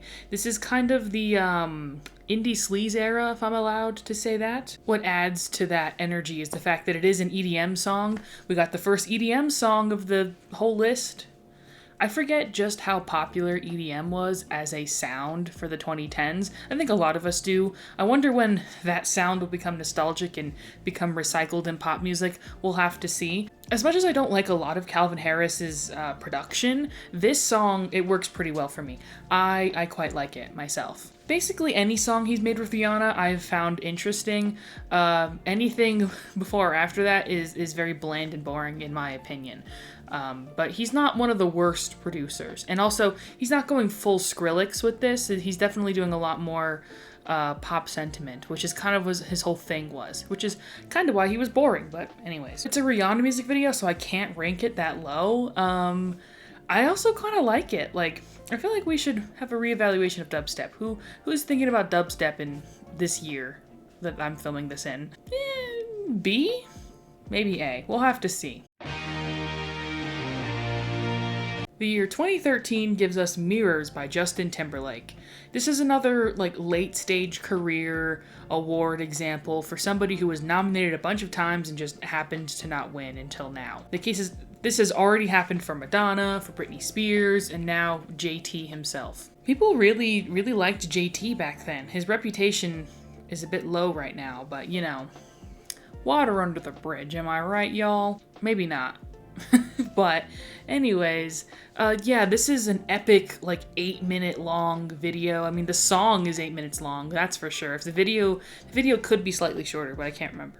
And he was definitely sold with this huge gravitas and like intense, you know, push of energy. Now we're starting to enter the point where I'm becoming more consciously aware of music, and since MTV no longer plays music videos by this point, many other stations still do. I think VH1 still does, but I know for sure even like Nickelodeon was showing videos. Does anyone remember Teen Nick's Top 10? That was famously the place where I first learned about Five Sauce, who are on my wall right now, so kind of a big deal of a show for me. Well, they used to play music videos, and it was hosted by, what's his name?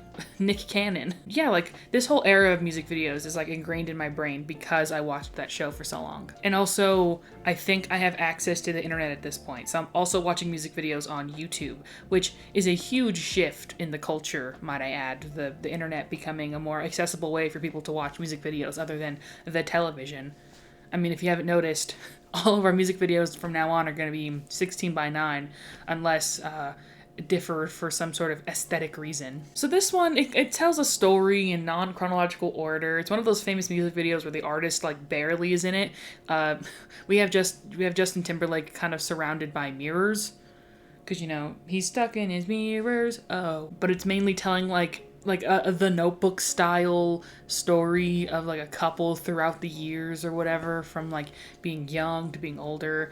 It's fine. It's not that bad of a music video. The story is fine. It's fine.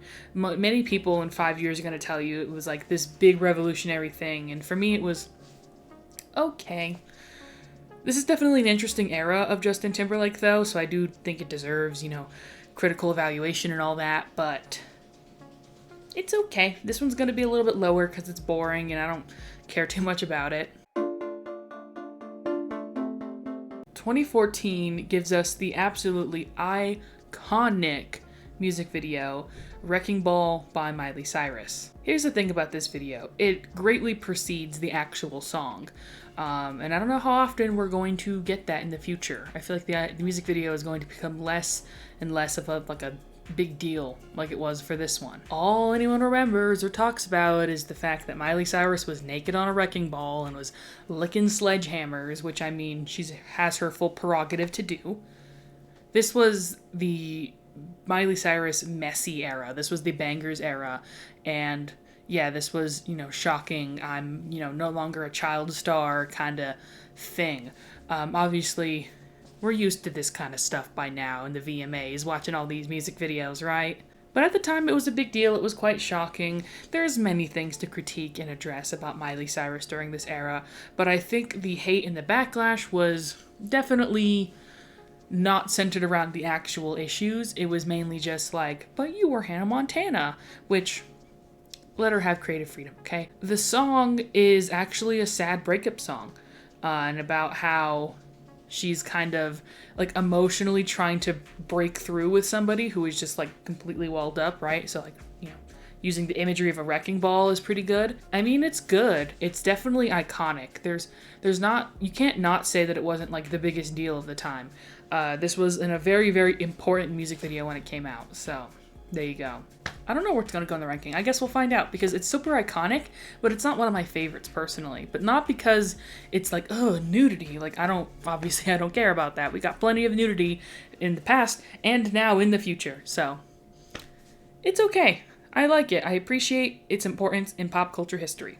'Cause baby, now we got bad blood. Okay, y'all, we got a big one. It's 2015, and we have the first of many, many Taylor Swift entries with Bad Blood, featuring Kendrick Lamar. I have to be honest, and it's going to ruin me, okay? It really is. This is gonna be a bad PR moment for me. I'm gonna have to release a Notes app apology about this, but I'm not the only one who feels this way, okay? First of all, before I get into the controversy, can I just say, 1989 is my favorite Taylor Swift album, and this song is fine on the album. It's a really good album. Okay, so here's the thing. I think this music video is awful. It definitely has the spectacle. People were talking about it non-stop when it came out. So for that, I give it all the credit it deserves. It's definitely a big, flashy, important music video, and it's an iconic piece of pop culture history. And I think it's horrible. I'm so sorry, y'all. First of all, the Kendrick Lamar feature is non-existent. He might as well not even be there. I think it's really funny that they cut in between him and Lena Dunham. Like, there's just something so weird about seeing Lena Dunham and Kendrick Lamar, like, they're not in the same room, obviously, but like within next to each other. It's so weird.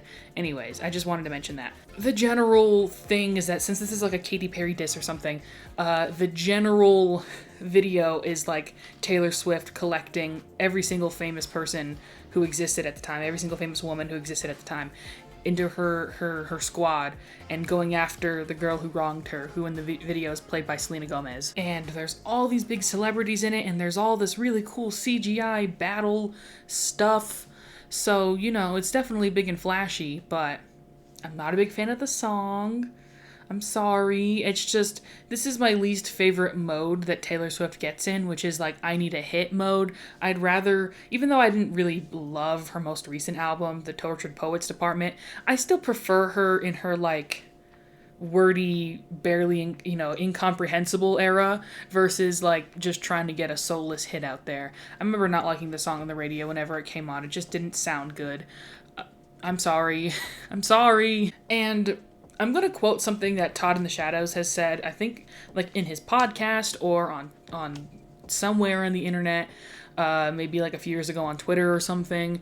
But he said something along the lines of, the music video looks like all of the outtakes were accidentally what got put in the video. Like all of the shots don't look that good. There's like a lot of like random shots that don't make any sense other than like the obvious, like, look at celebrity here with a cute little James Bond nickname on the side. Every other shot just looks like there had to be a better shot.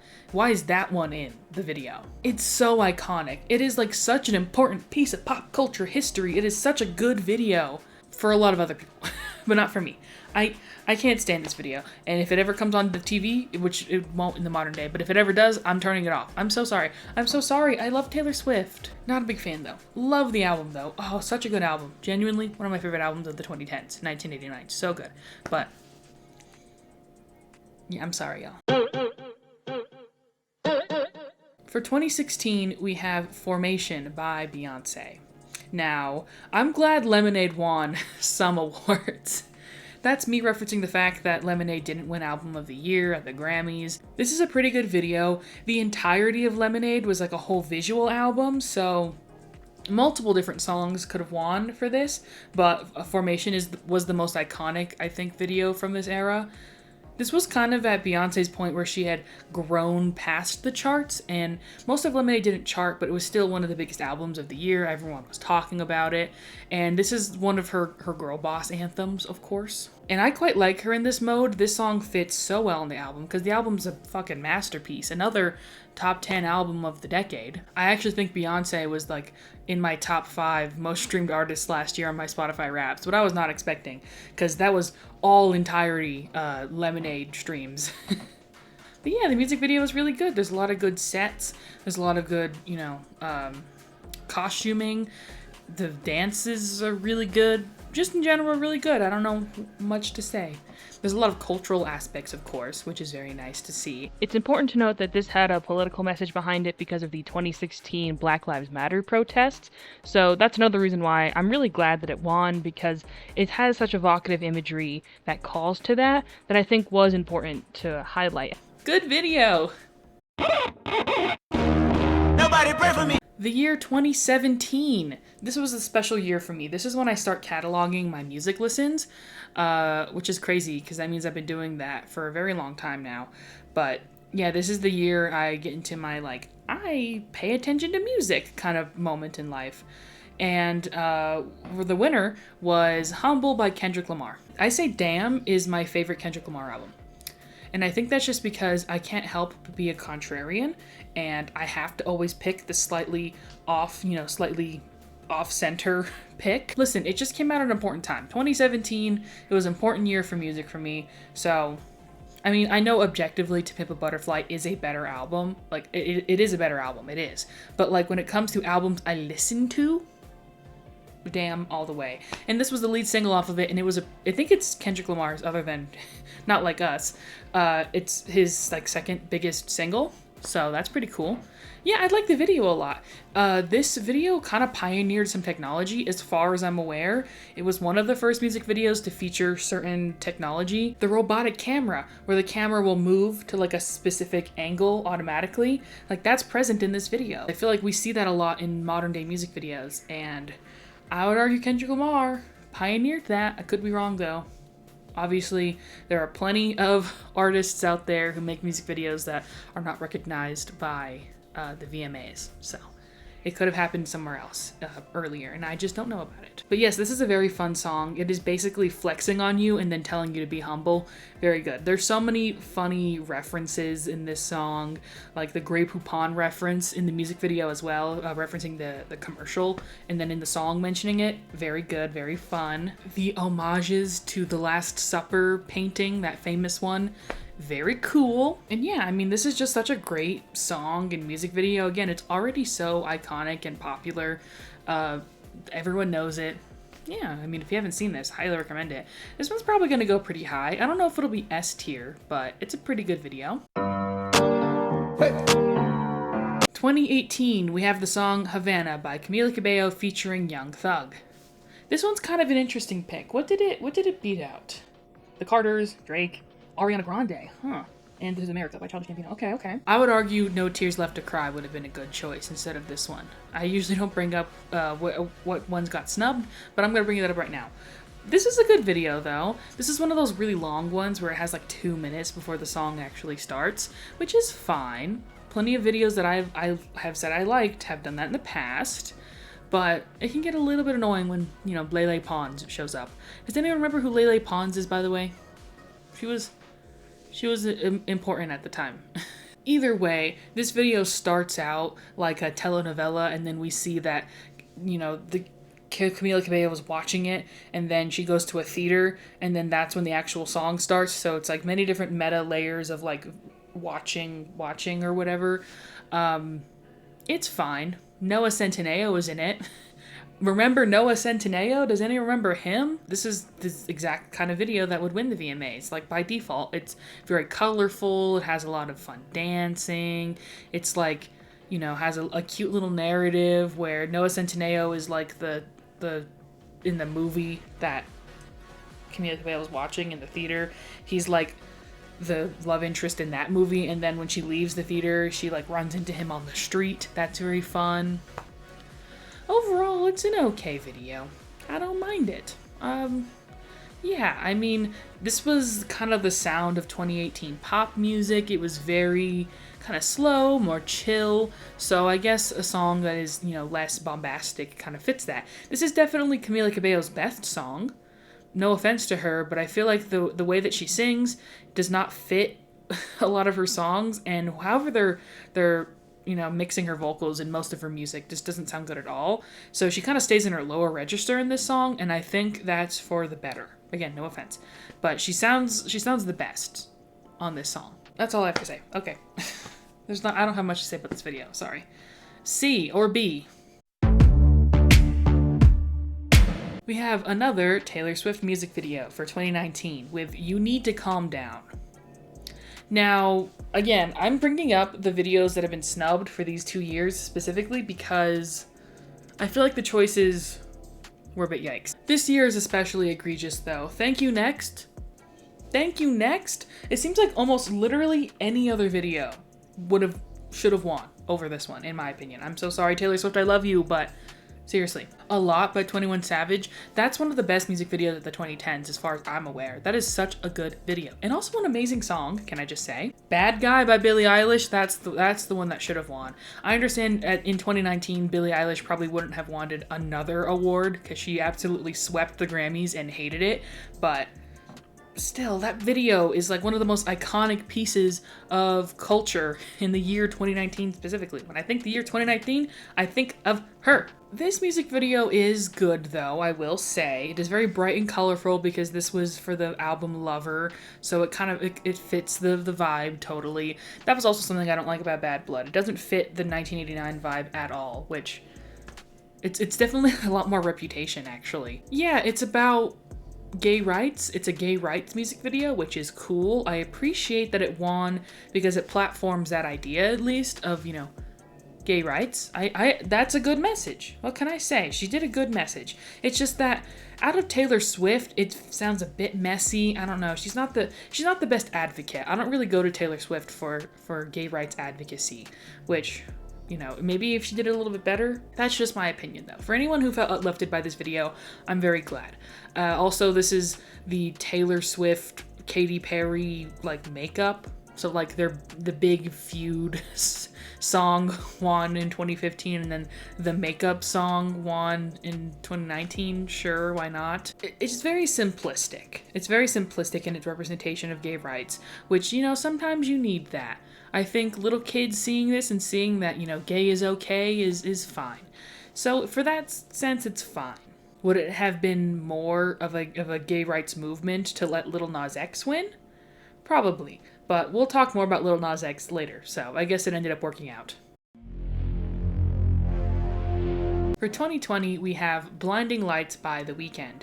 Famously, The Weeknd accepted this award bandaged up and bloody. I mean, this was the biggest song of the year 2020. This song was a very big deal, and you know what? The music video is pretty good, so yeah, this deserves it. I love the album After Hours by The Weeknd. Another album I was just listening to a few days ago. Amazing. And Blinding Lights is so good. The production is very high quality, which I love. That's always something I've appreciated from The Weeknd, is that the production is always on the cutting edge and top notch. This whole album is telling a story, obviously, and the music video is telling a portion of that story about somebody falling into the world of debauchery, you know? Classic stuff. It also continues the story of the previous video for Heartless, I think. And my guy just keeps getting pummeled and beat up in these videos until eventually he goes full plastic surgery with Save Your Tears. Yeah, I mean, this was a really good era for The Weeknd, definitely a peak, because people would just not let this song go, and it kind of affected his career in the future. But yeah, I think this is a really good song, really good album.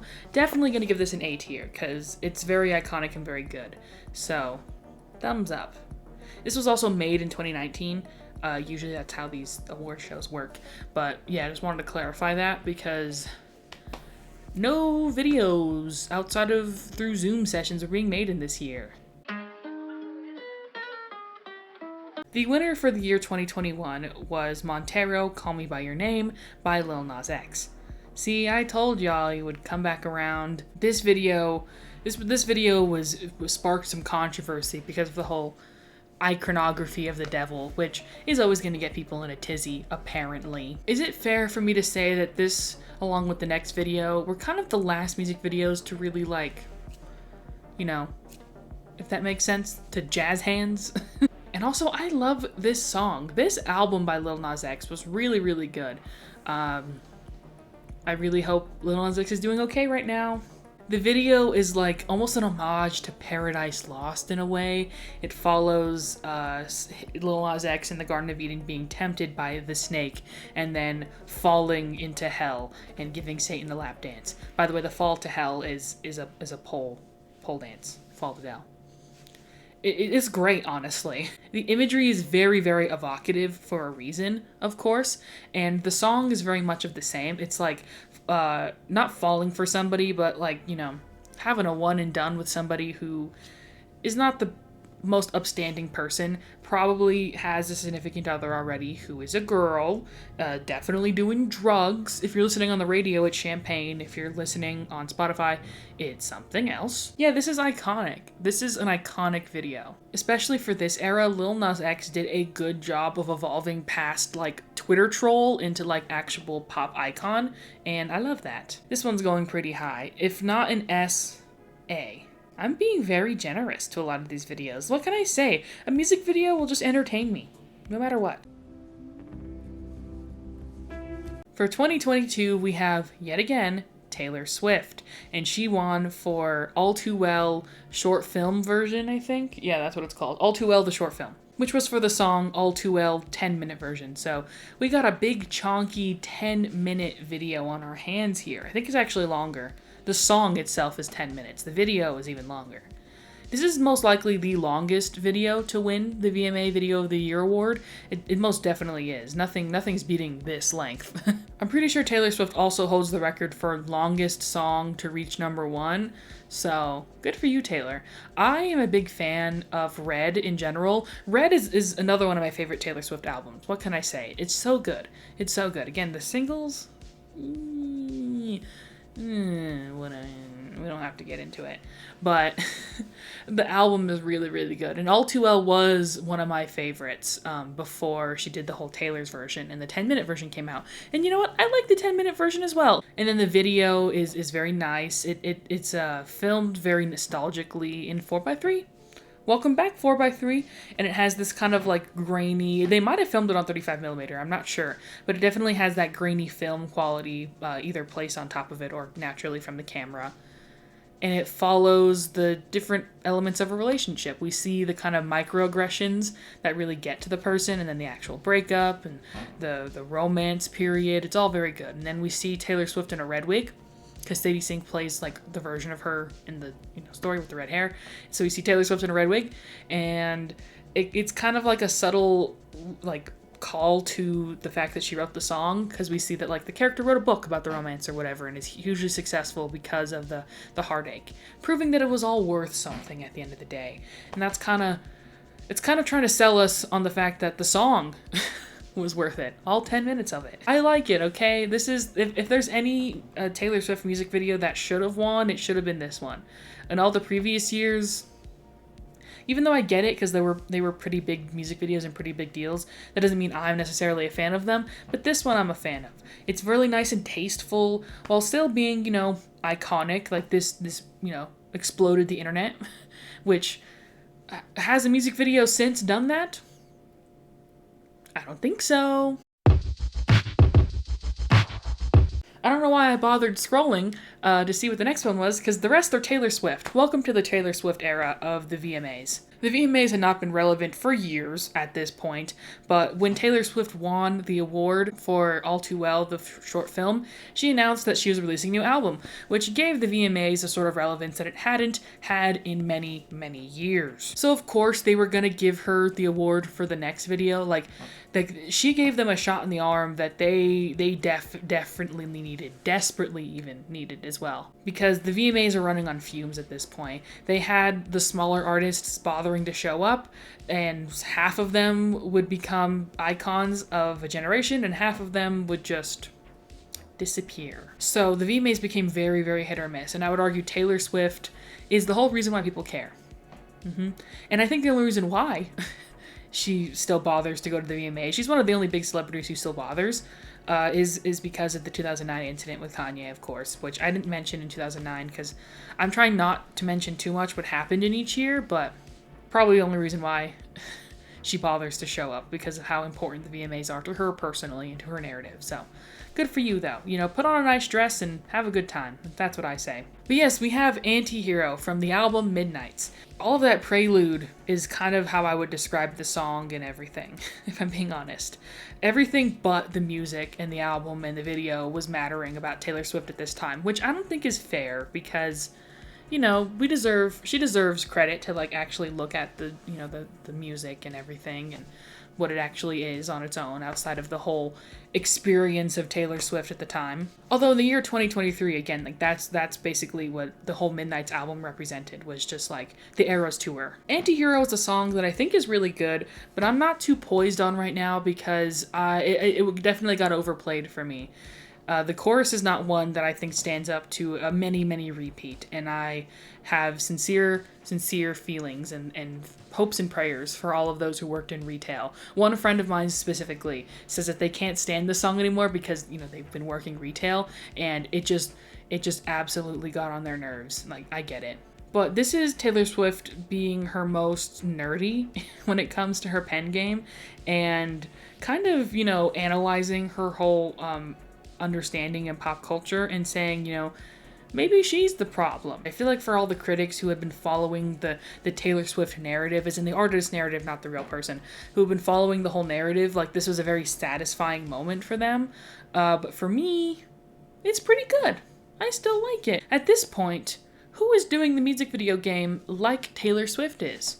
I would argue by this point in history, people aren't really making music videos anymore. Of course, a few people are, but I would argue the music video is starting to become a dying genre by this point, and Taylor Swift is the only one making music videos relevant enough to, be awarded at the VMAs.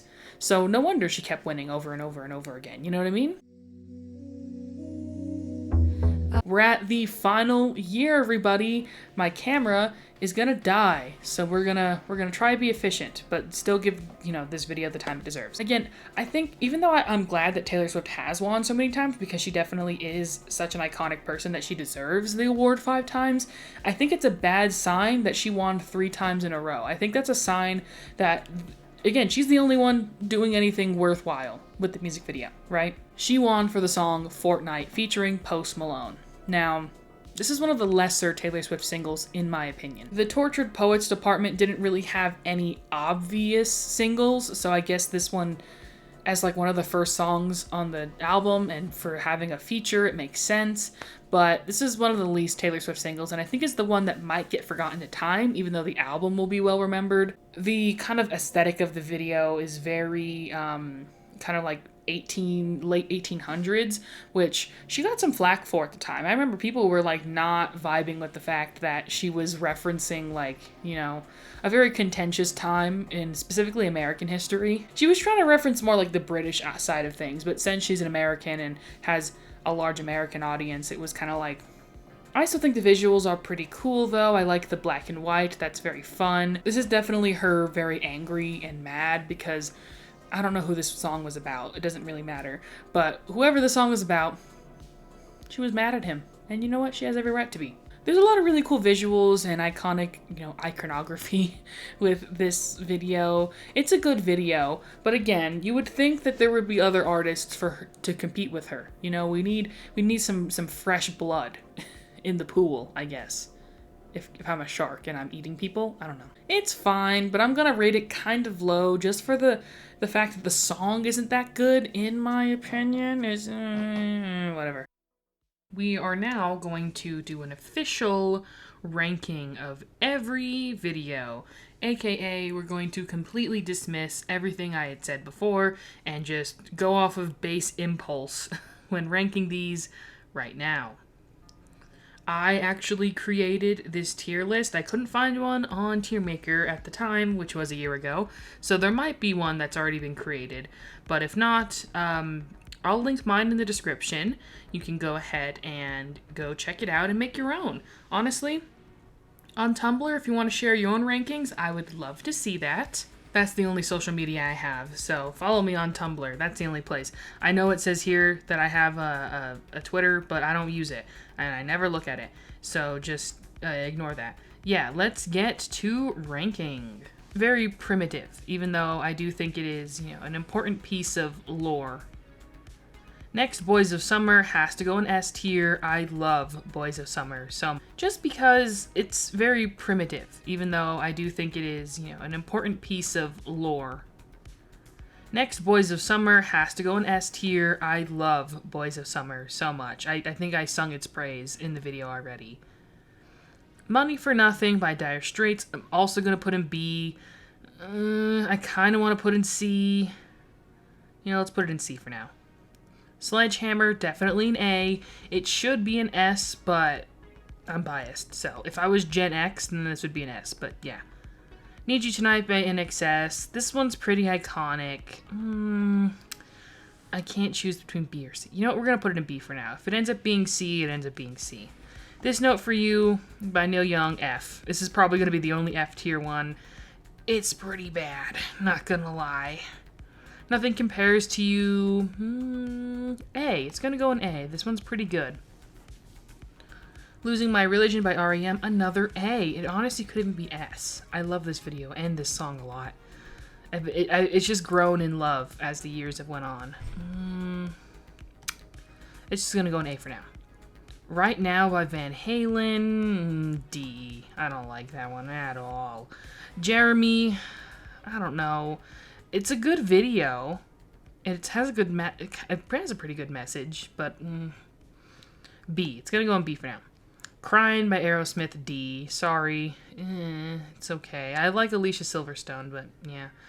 Waterfalls by TLC, B. Yeah, B. Tonight by the Smashing Pumpkins, A. Yeah, I'm feeling a good A on that. I think I had previously said S, but now I'm feeling A. Virtual Insanity by Jamiroquai, definitely A. I'm going to put it in A because it's just how iconic it is. Ray of Life by Madonna, C. It's gonna go in C. Listen, I love Madonna to a certain degree. She's very iconic, but yeah, not my favorite video. Do up that thing. A or B? It feels... I'm gonna put it in B for now, but it might go up. The Real Slim Shady, same thing. I'm gonna put it in B just because it's very important. So, but it's okay. Okay, Lady Marmalade.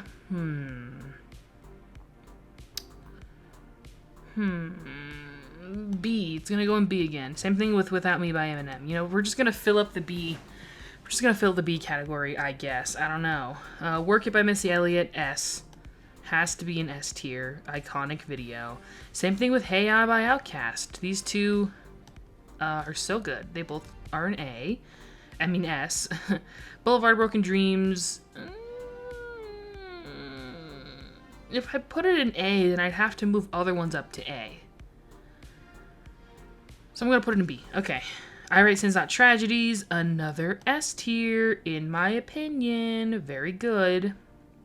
Umbrella, S tier. Right now it's number 1. We'll go by category. We'll sort by category when we get there. Piece of Me by Britney Spears. I love you, Britney Spears. I'm sorry. I'm so sorry. I can't believe the media did this to you. Single Ladies, A. So good. Bad Romance, S. Just, you know, too iconic not to. Firework, I've soured on it. Honestly, it's either a C or a D. You know what? Let's put it in D. It's pretty bad. We Found Love, A. Not S, A. It's gonna go in A. Just because I think it's a great video. I think it's visually very iconic, and then I like the song. It's a good representation of the era. Mirrors, either C or B. You know, let's see. There are so many other better Justin Timberlake albums, I think, or songs that could have gone, but it's pretty good. No, but I don't care about it a lot. Yeah, okay. C. Wrecking Ball. It's another one I don't really care about that much, if I'm being honest. I don't really care for it, but it is so iconic. I kind of... it'll go in B for now, but it might go down. I'm sorry. It's so good, though. It is.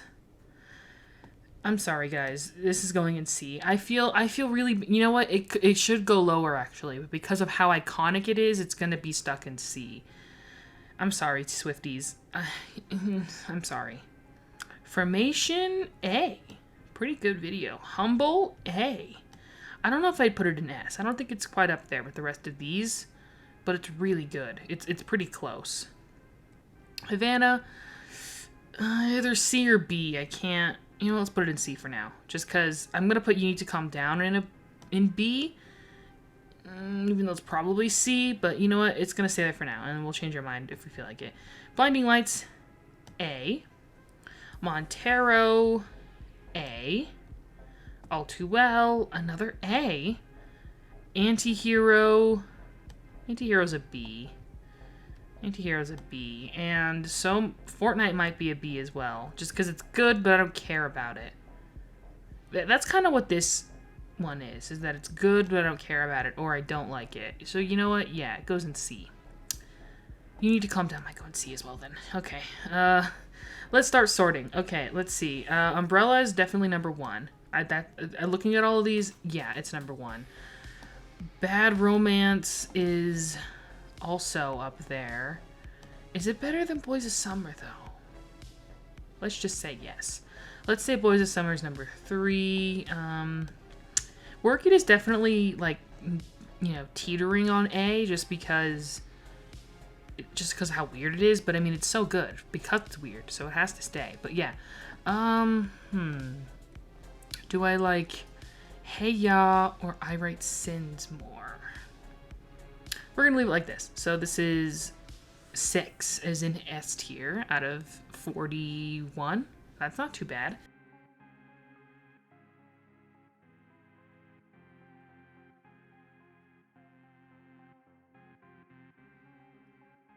Is that it? Are we done?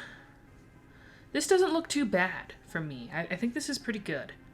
So there we go. There's my official ranking of every MTV Video of the Year award winner.